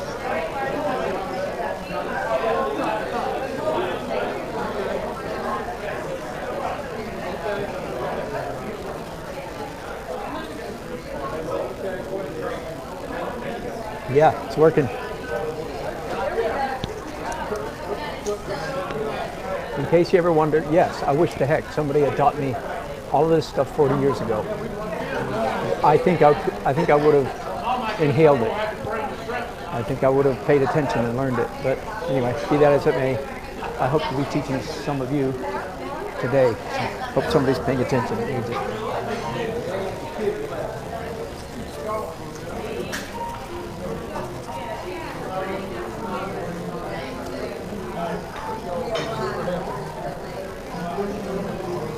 The next thing I'm going to do after this is finished is probably pencil. Yeah, I think so. And some of the pencil will be representational, accurate drawing, and some of the pencil marks will be purely abstract lines, liney texture. The pencils are not all for drawing, so to speak, not all for realism, similitude, accuracy. Part of the pencil work is for... I'm mixing up a little bit of phthalo. There's a doorway here underneath the stairwell, underneath the stairs, and there's a window in the dining room out there. So, this painting, like many of my paintings, is overwhelmingly warm, right? Warm tone.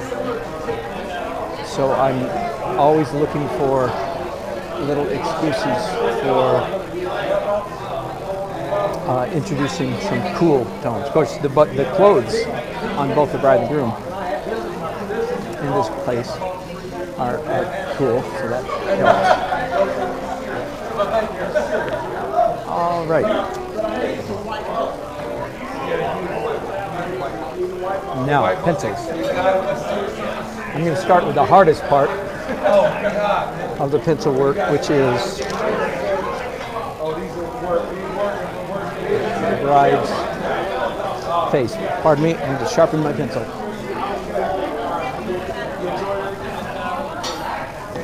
I have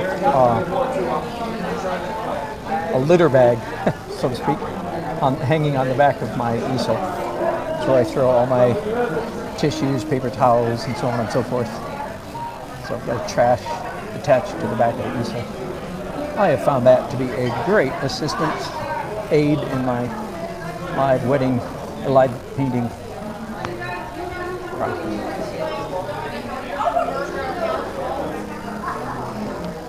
All right.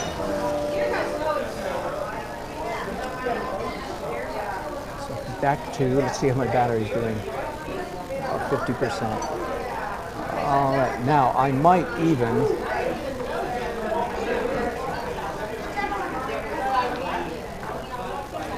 you can see drawing with one hand, which drives me crazy.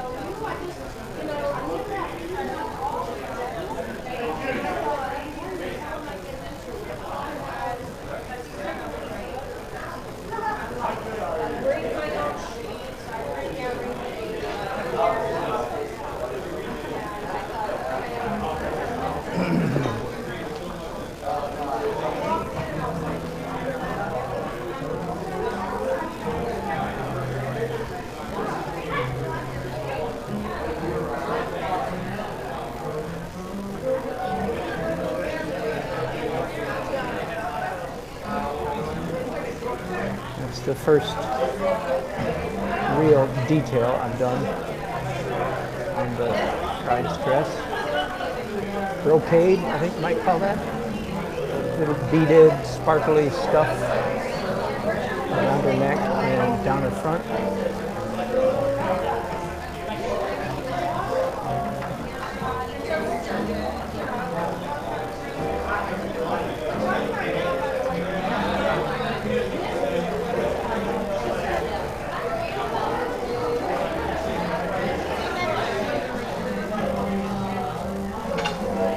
Again, I talked earlier about, I'm going to move you guys closer. Hopefully I'll remember to move you. I'm done with the up-close stuff. I talked earlier about when I was using brushes, I talked about the essence of good painting is making interesting marks, right? One of my most oft-repeated mantras. And of course, same thing is true of drawing, the essence of good drawing. Okay, so that stroke right there, that I just did right there, that was a controlled stroke. In fact, I was using 2 hands, right? That was controlled. And it's okay because it stands in contrast, if you will, to all the other strokes that I've been making. Okay, back to the essence of good painting and good drawing is making interesting marks. The big question is, so what doth an interesting mark make? What are interesting marks? What marks are interesting, right? And I was trying to describe it earlier. It is, you could say, it is the marks that your hand naturally makes when you let it operate in freedom. It's the little wiggles and jiggles and jots and tittles, making that up on the spot. It's the little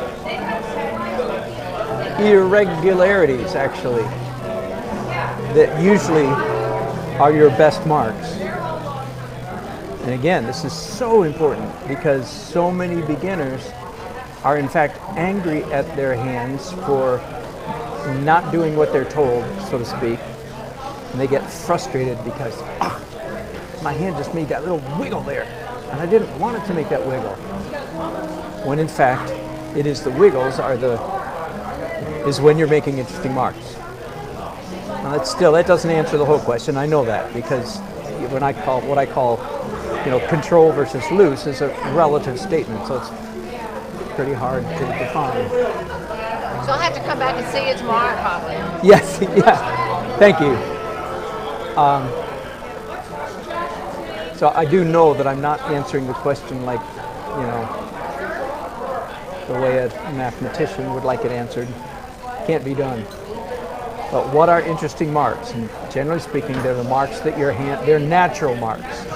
They're free marks. They're not hyper-controlled marks. All right, I beat that to death. Let's just move on.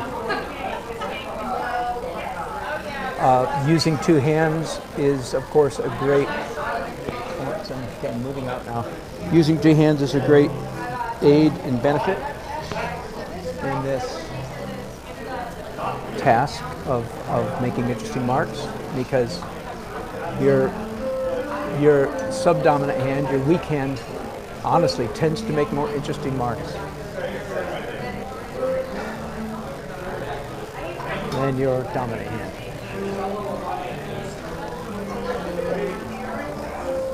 Might do a little bit more on her face. And of course, I'm going to come back in a few minutes with brushes to complement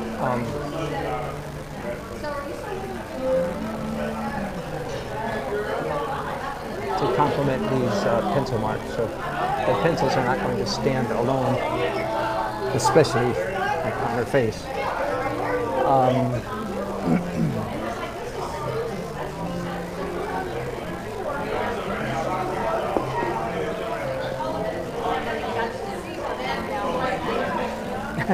I made her come down a couple extra times. Oh, you did? I meant to call you, Simon, and say, come here, we're shooting her.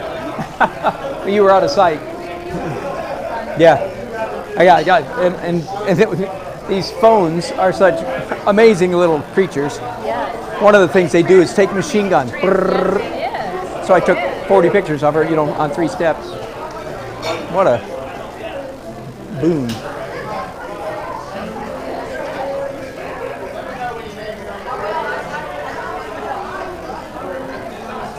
All right, time to find the groom again.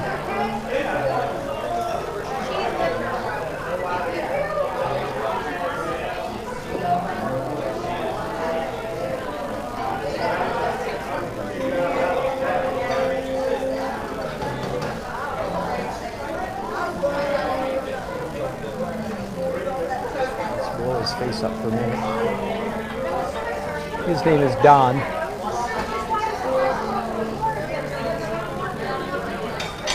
And I don't know if you've picked up on this, if you've been watching this afternoon, but this wedding is taking place. What you might call it, one of the nice parts of town, so to speak. And both the bride and the groom have been fairly successful. I'm speaking in understatement here. So, just fun to be here. I said before, my wedding painting adventures have taken me literally all across the country. I've done one Hollywood wedding, one Napa Valley business tycoon wedding. I hope that person doesn't hear me call him a tycoon. Actually, the tycoon was the bride in this case. It was the only wedding that I know of where the bride paid pretty much for, I think, the whole thing. And she owned the company. Anyway,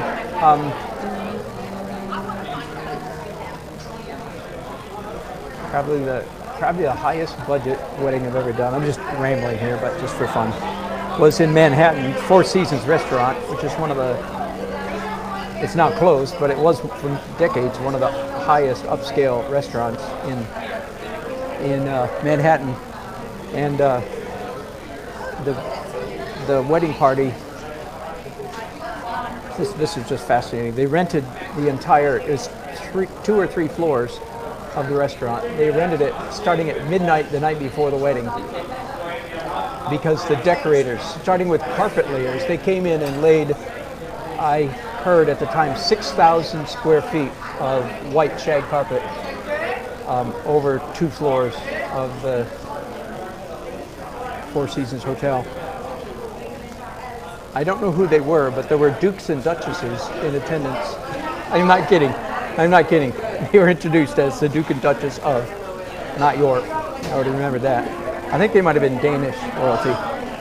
Anyway, and the music was a jazz orchestra, like a full small orchestra, violins, a whole string section, whole winds, whole brass, whole percussion, and a bevy of top-notch musicians. Anyway, part of I am glad that my parents, even though we grew up pretty poor, my parents believed in teaching their kids how to behave. We had to practice the king's manners, the queen's manners all the time. And frankly, when I find myself in these settings, I'm pretty glad that they did.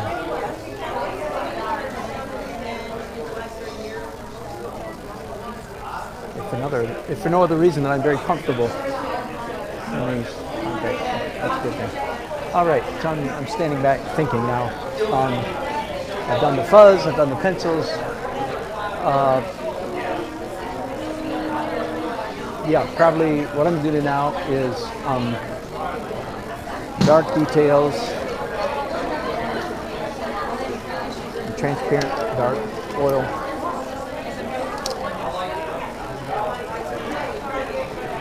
I guess I'll just keep plowing ahead at the risk of making my broadcast marathons. But we all know how this works. When you get tired, you go somewhere else.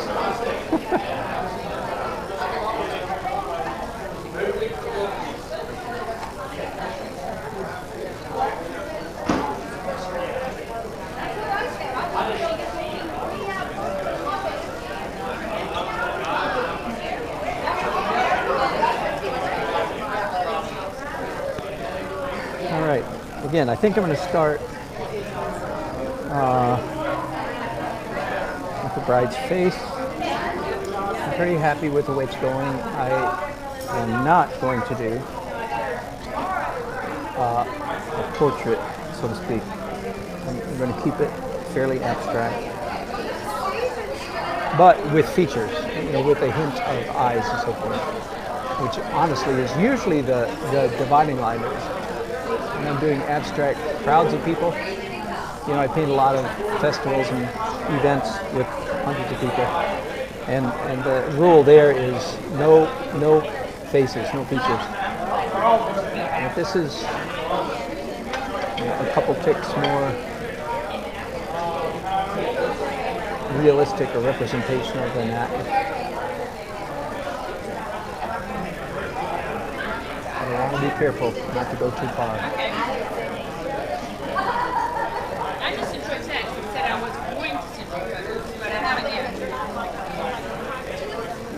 Oh, really? Okay. All right, that's probably good enough.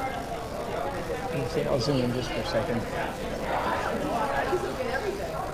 I will come back and do white teeth and light. She has yellow hair actually, blonde white hair. All right, I will. But I can't do it on there.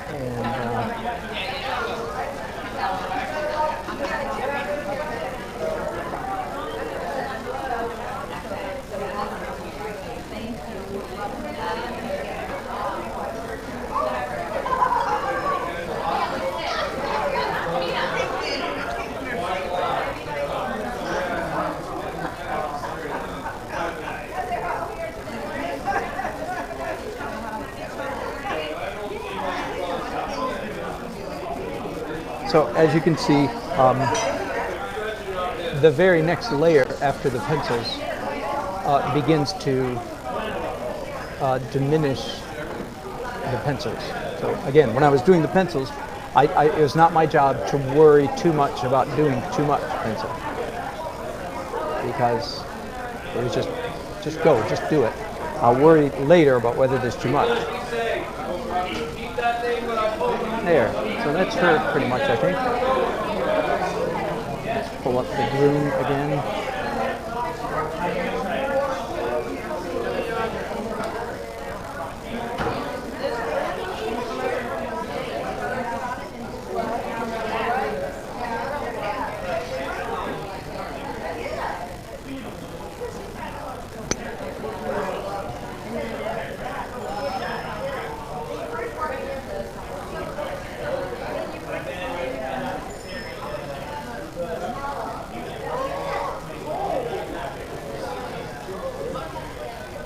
Changed in my mind quite a bit here. I'll zoom in real quick. You can see, so I moved his ear from here up to here. That's a correction. It's the ear lug on his glasses. I moved up over 1/8 of an inch. An example of how you continue to make refinements and corrections all the way along. And then some people, students will wonder, well, what do you do about the mistakes? The answer is, in the final edit layer, which is where I come in with some, not a lot, but with some opaque, I'll cover up anything that is not pleasant, anything that doesn't look good. And of course, that's, I'm talking here just little bits and fits, not I don't come in with a backhoe, I come in with a spade.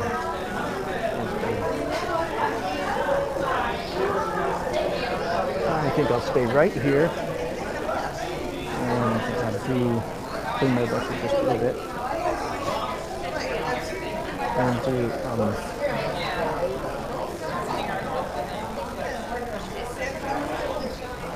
dark details on the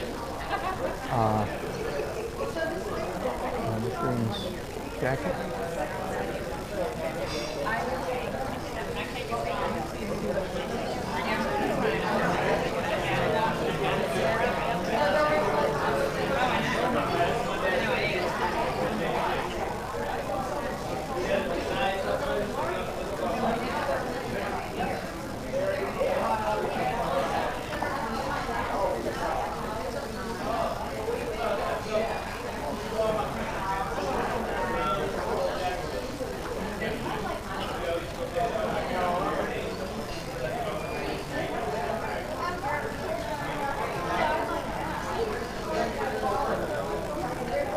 in just a little bit of dark detail, not too much.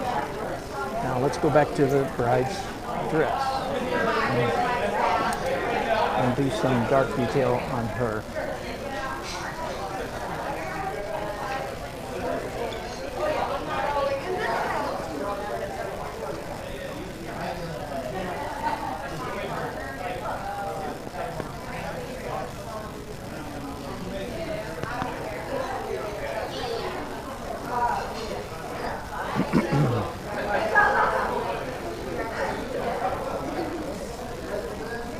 Generally speaking, you get dark with transparents.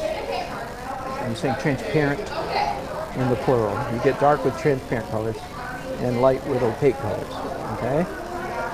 In her dress, this is a classic example of where a beginner might mess up on that. Because well, let me show you the photograph. The shadows on her dress are quite light, right? Let that register, let that sink in. The shadows on her dress are quite light. Therefore, a beginner might logically think, and it is logical, but it's wrong. A beginner might logically think, okay, I'm going to make the shadow part of her dress, and it's only slightly dark. So in order to achieve slightness of dark, I'm going to mix white.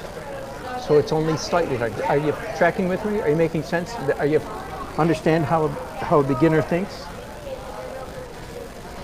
None of you guys, of course, think this way, but this is how beginners think.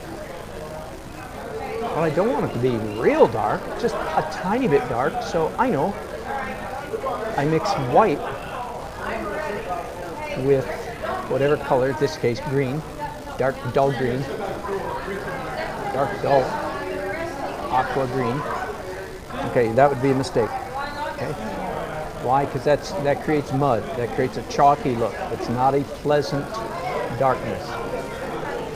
So instead, you do what I'm doing here, which is, in order to make anything dark, you act like a watercolor painter. You use transparent dark color. Okay, so that's what I just did. Now, because I was painting on top of wet, it picked up and it became more translucent. That's okay. Okay, so boy, if you can learn that lesson.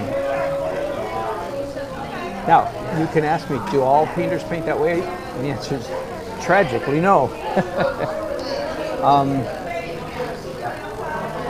Most painters of my generation and most painters living today tend toward a fairly opaque way of painting. And that's okay, you know.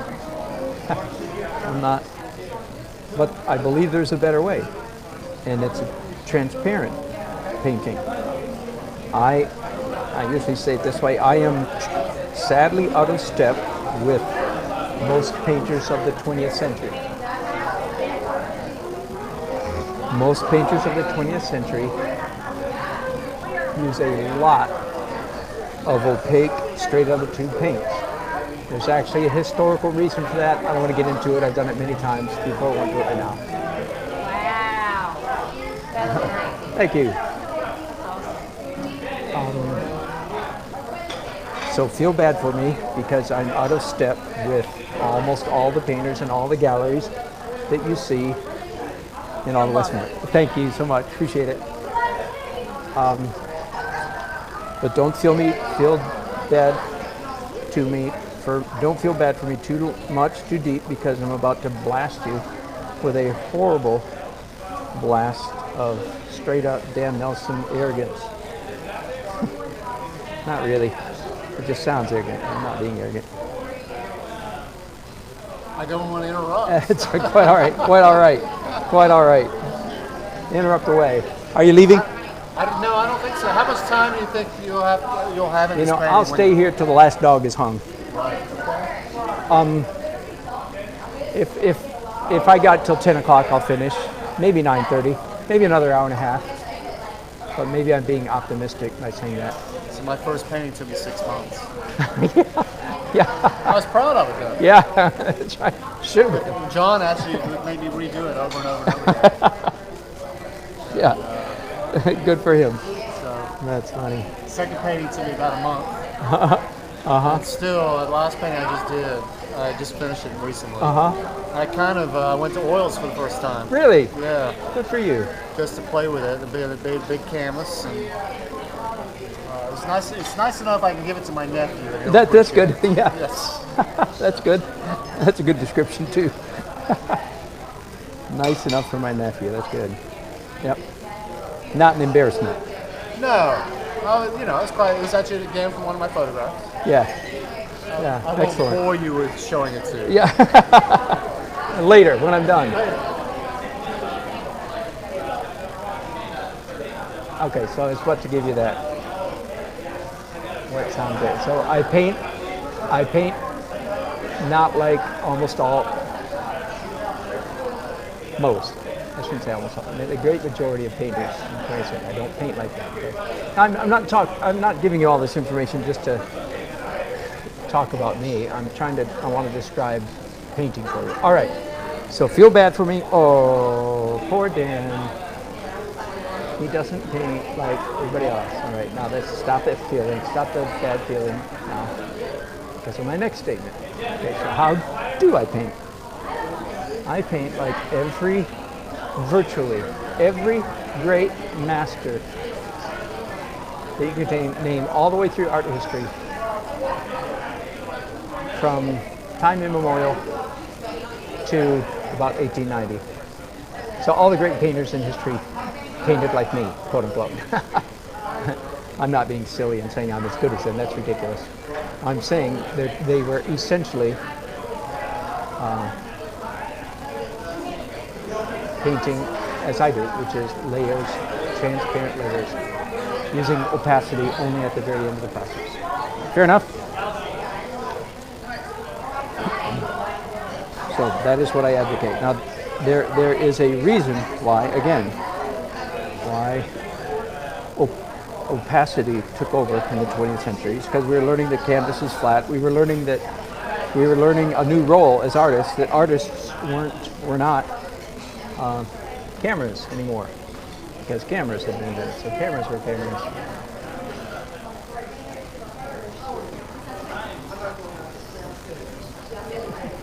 Hey.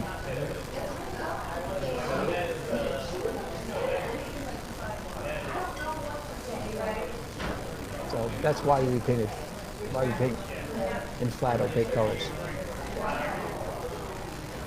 But I'm here to announce that the human race has in fact learned successfully that the canvas is flat.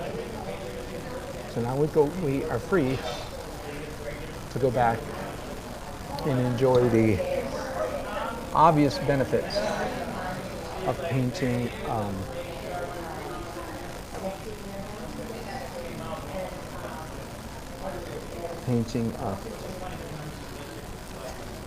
transparent colors, because transparent colors are vastly more interesting and complex than opaque colors.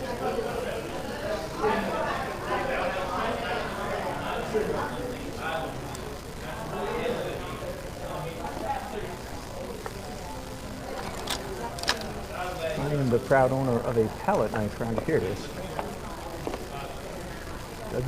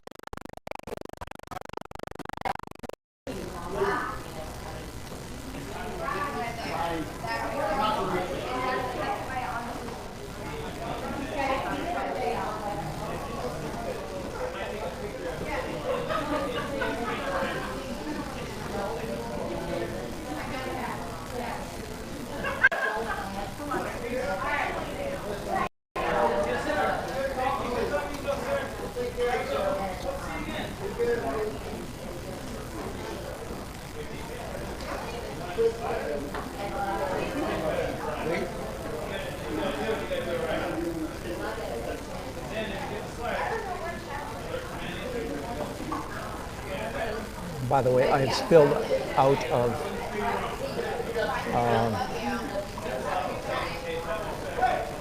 dark details into opaque final edit layer. So I can pass dark details, and even though I have more of that to do here on the figures, on the faces and so forth, as you can see, I zoomed on ahead to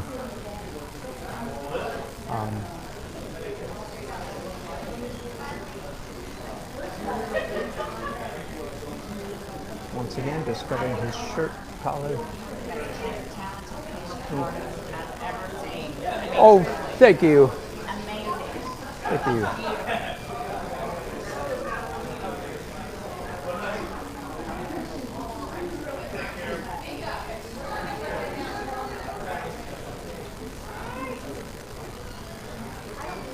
So this area right here, underneath that new color, of course right here, now needs to be made turn dark blue.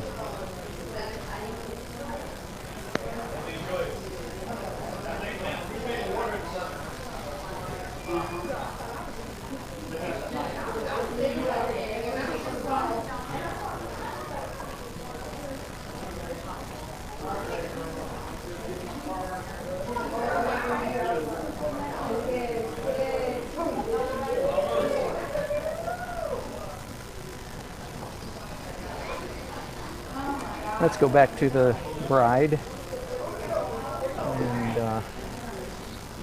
do some of her highlights. I've done some, he did some more.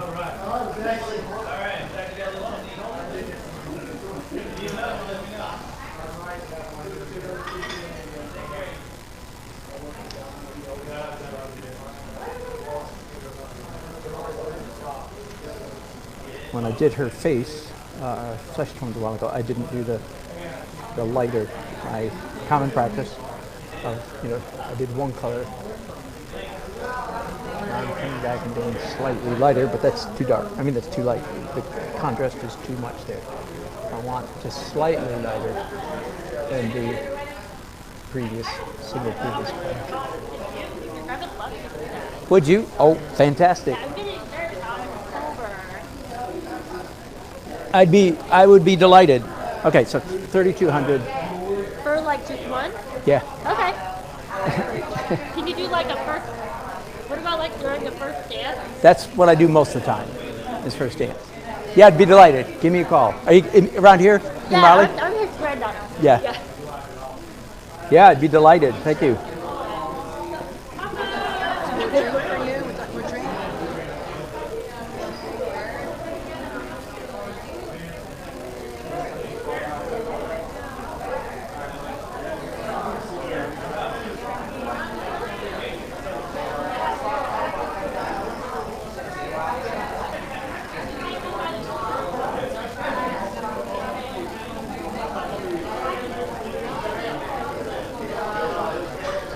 With all these marks, I'm going to take the risk of zooming in. With all these marks, hang on, bear with me, just move here.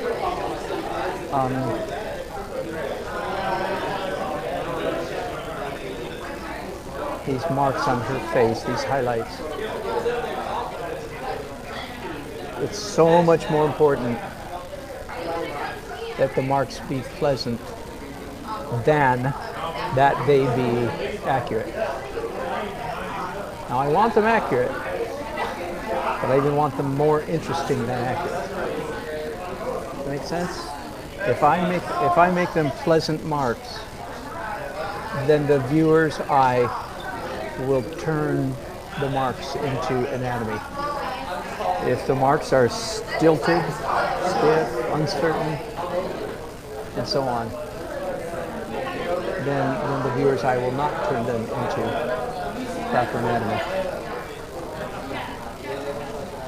I'm pretty close. Let me go ahead and do her teeth. That'll make a big difference.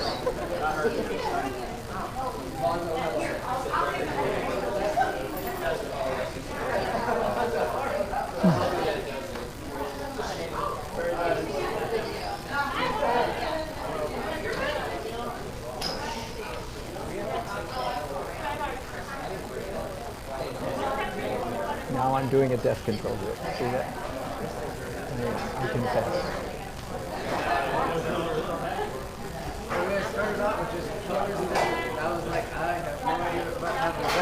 but it's evolved throughout the making. I'm going to go, why is he painting a roof line over there? That's not very creative. And now Jessica wants to do this at our wedding. Yeah, great. Thanks. Yeah. Good. Delighted. That's awesome, man.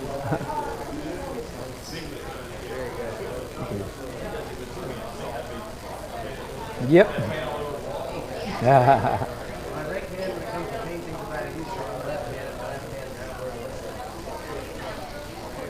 I think I'm going to use for the lips here. Yeah, I'm going to use a Winsor Newton Series 7, which normally I only use for portraits.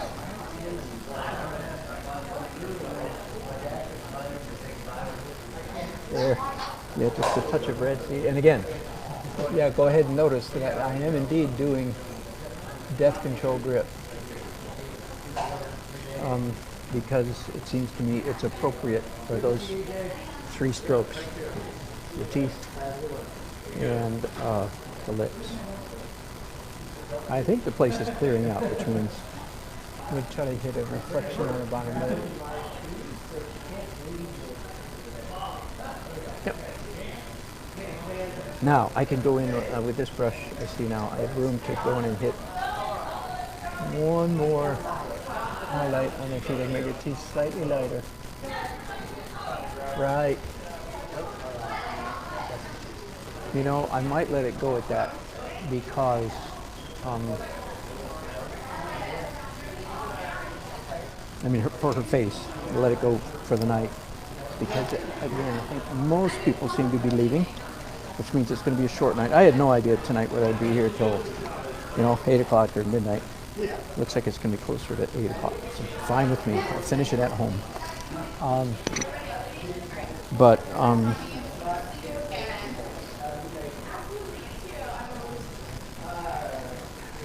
If I have the luxury of taking it home, then her eyes in particular, I can wait till all that's dry, and then when I do the eyes, I can lay in a loose dark mark, and if it doesn't look good, I'll wipe it off and try it again and again and again till the loose mark looks perfect. Does that make sense? So that's a nice cheat to have. Nice to have that. You can't do that in all at once painting, of course. You can't do it if you're painting all on wet. But if you have the luxury of waiting till it dries, then of course it absolutely simplifies your life a great deal. Now the downside of that is when you're painting wet in wet, you get luscious accidents of fluidity. The paint is fluid, so you get fluid dynamics that cause things to happen that you didn't plan. So that's the good side of alla prima, all at once painting, wet on wet painting. But if I've got the luxury, if you will, of waiting, heck, I'll take it. I will take it. All right, I'm going to do just a little bit more before I leave so that whoever, the bride or groom, whoever's left, if they see it, they'll see some of the finished sparkle. That's a word I use a lot, but in this case, I'm actually literally painting little sparkly beads on a dress. Here's a good rule to know. Talk about this periodically. The human eye is inexorably drawn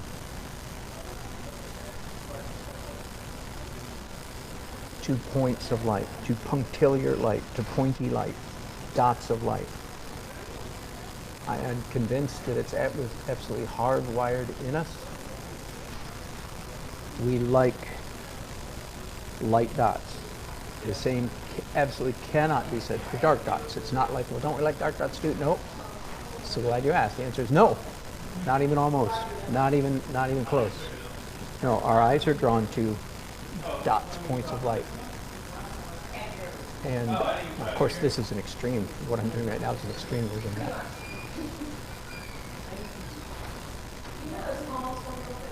But for instance, when I come to paint this railing here, I want to do some of that right now. So I'm leaving the light stuff now. I'll go back to dark details. It's a wrought iron railing, right? And of course we're seeing stairs through the wrought iron. So I'm going to paint the dark lines, the dark slats, I don't know what to call them, the pieces of wrought iron, which are in fact, yes, painted black.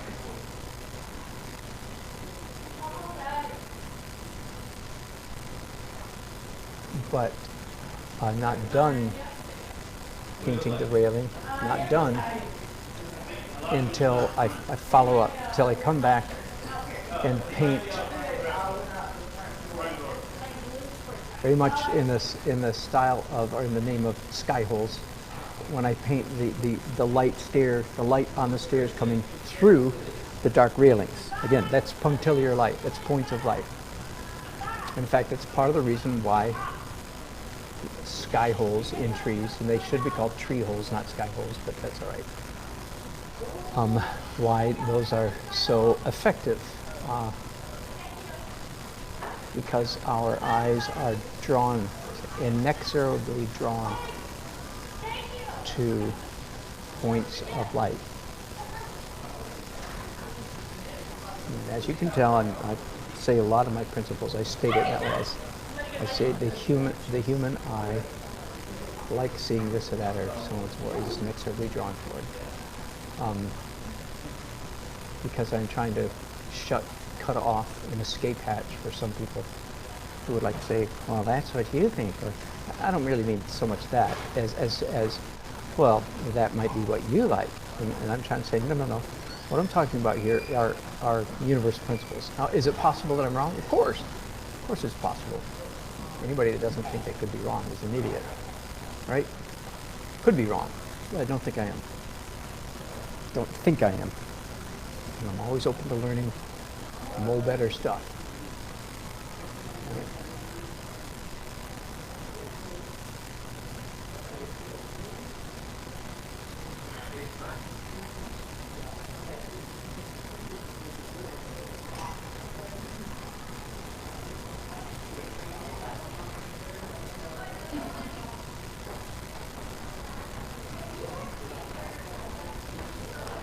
I'm not going to try to replicate the railing exactly. In fact, I don't think it serves my interest to do so. I think I'm making it slightly different to my advantage, if you will. This is the way they should have built it.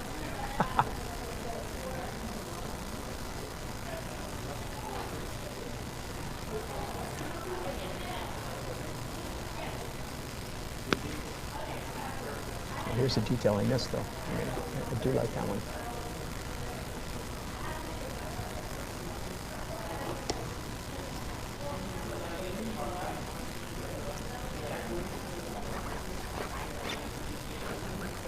When in doubt, scratch. I'm not in doubt, but I scratched anyway.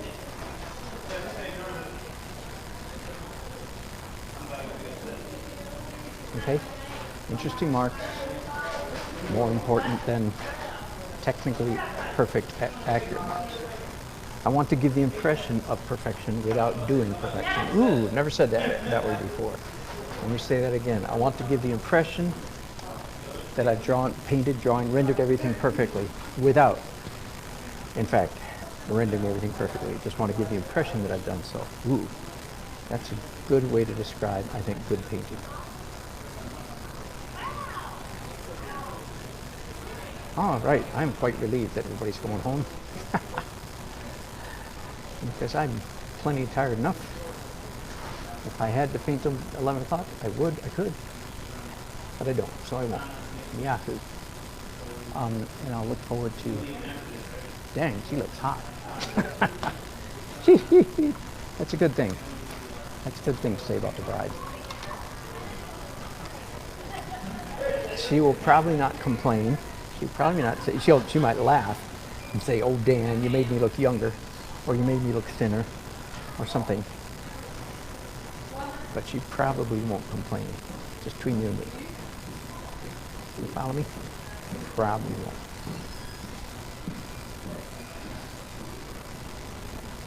I'm going to go ahead right now. I'm going to do some more on her dress. I'm going to zoom in. I'll probably end this broadcast here with a little bit of work on her dress. I know it's not ready, but can I take a picture? Absolutely, with or without me in it. There you go. Thank you.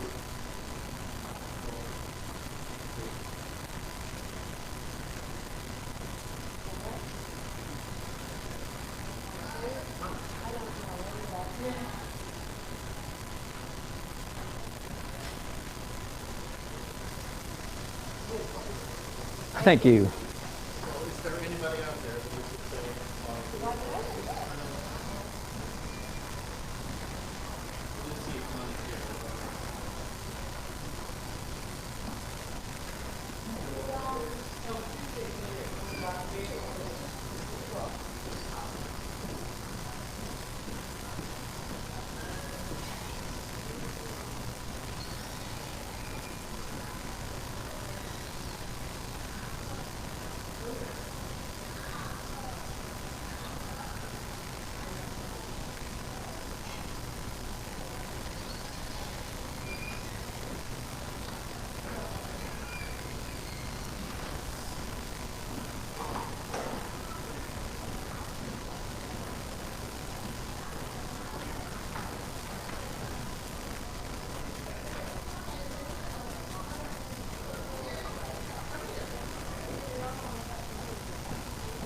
Isn't she lovely?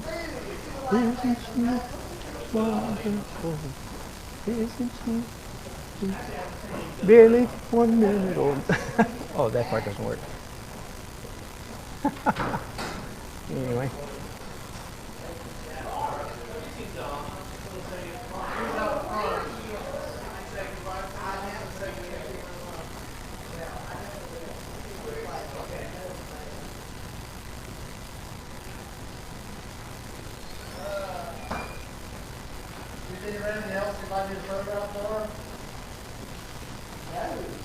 Where's Don?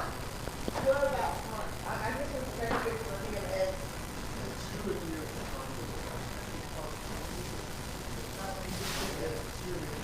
okay, let me explain it. That is so freaking good.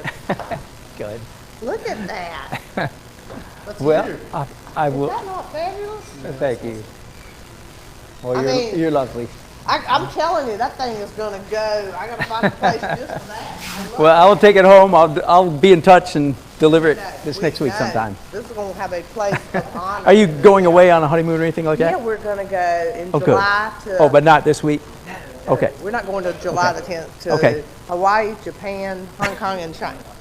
We're going to make the rounds. Good. I'll be coming back speaking Chinese. Good. I'll start packing up here soon.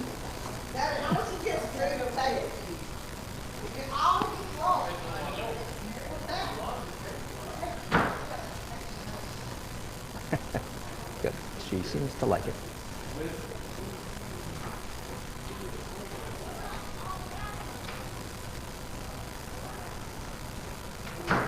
Hello, ma'am. I'm good. Thank you.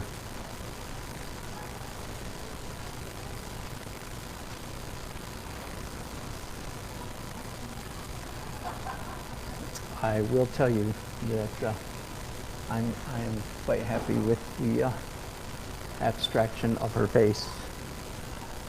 I would sort of like to make that a more standard practice in my wedding paintings instead of doing the super realistic stuff I've been doing lately.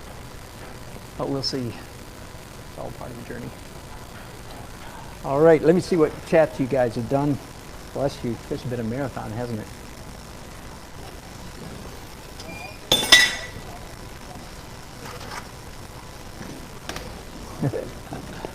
All right, hang on. Yes, I get to go home tonight. That's nice. And Erlinda, I love the comment. I know you're probably not watching anymore, but I love the comment Erlinda made about two hands. Yeah, there's not many of us who do that, but she does. And David says, back up the camera. I did. Renan Martinez. Ah, wonderful, from Brazil. Thank you, thank you, thank you, thank you. I'm not sure I've had anybody from Brazil. I can't believe it. I've been to Brazil. Loved your country. And Lynn, those brush strokes look amazing. Thank you, Lynn. Appreciate it. Well, thank you, guys. It's been fun. I appreciate your company very much. And if you haven't subscribed, please do so. And if you like, leave a comment and so forth. So I'll take this home and finish it in the next couple of days, probably. Let me show you the painting again and give you kind of an overall evaluation. I'm not sure I've ever done oh, I have. Not very many paintings though where, in fact, forgive me, let me fix one thing while I'm chatting here. Not very many paintings that only have, the bride and the groom in it. I was about to say I haven't done that before, but I have. I remember now, at least one other time. But it's unusual, of course. As I look at it right now, it's just a little bit vacuous, a little bit empty. There's not enough going on. But I believe that's an easy problem to fix. Okay? So, and it doesn't mean I'm going to add objects so much as it does just a little bit of more punchy, some edges, like suggestions of cabinets back here, suggestions of a settee here, suggestions of a polemic, and so on and so forth. That's all. I just need a little bit more happening out here, and maybe some organic stuff too. Maybe pretend there's a plant, a planter, and just again, just a hint of it, not much. Because I certainly want the majority of the focus, of course, to be right where it is on the bride, and secondarily on the groom. But it needs, I think, just a little bit more business happening out there, and I don't think will be a hard thing to do. So with that, I'll wrap it up.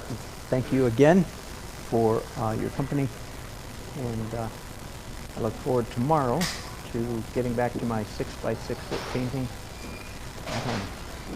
All right? Sayonara. Bye-bye.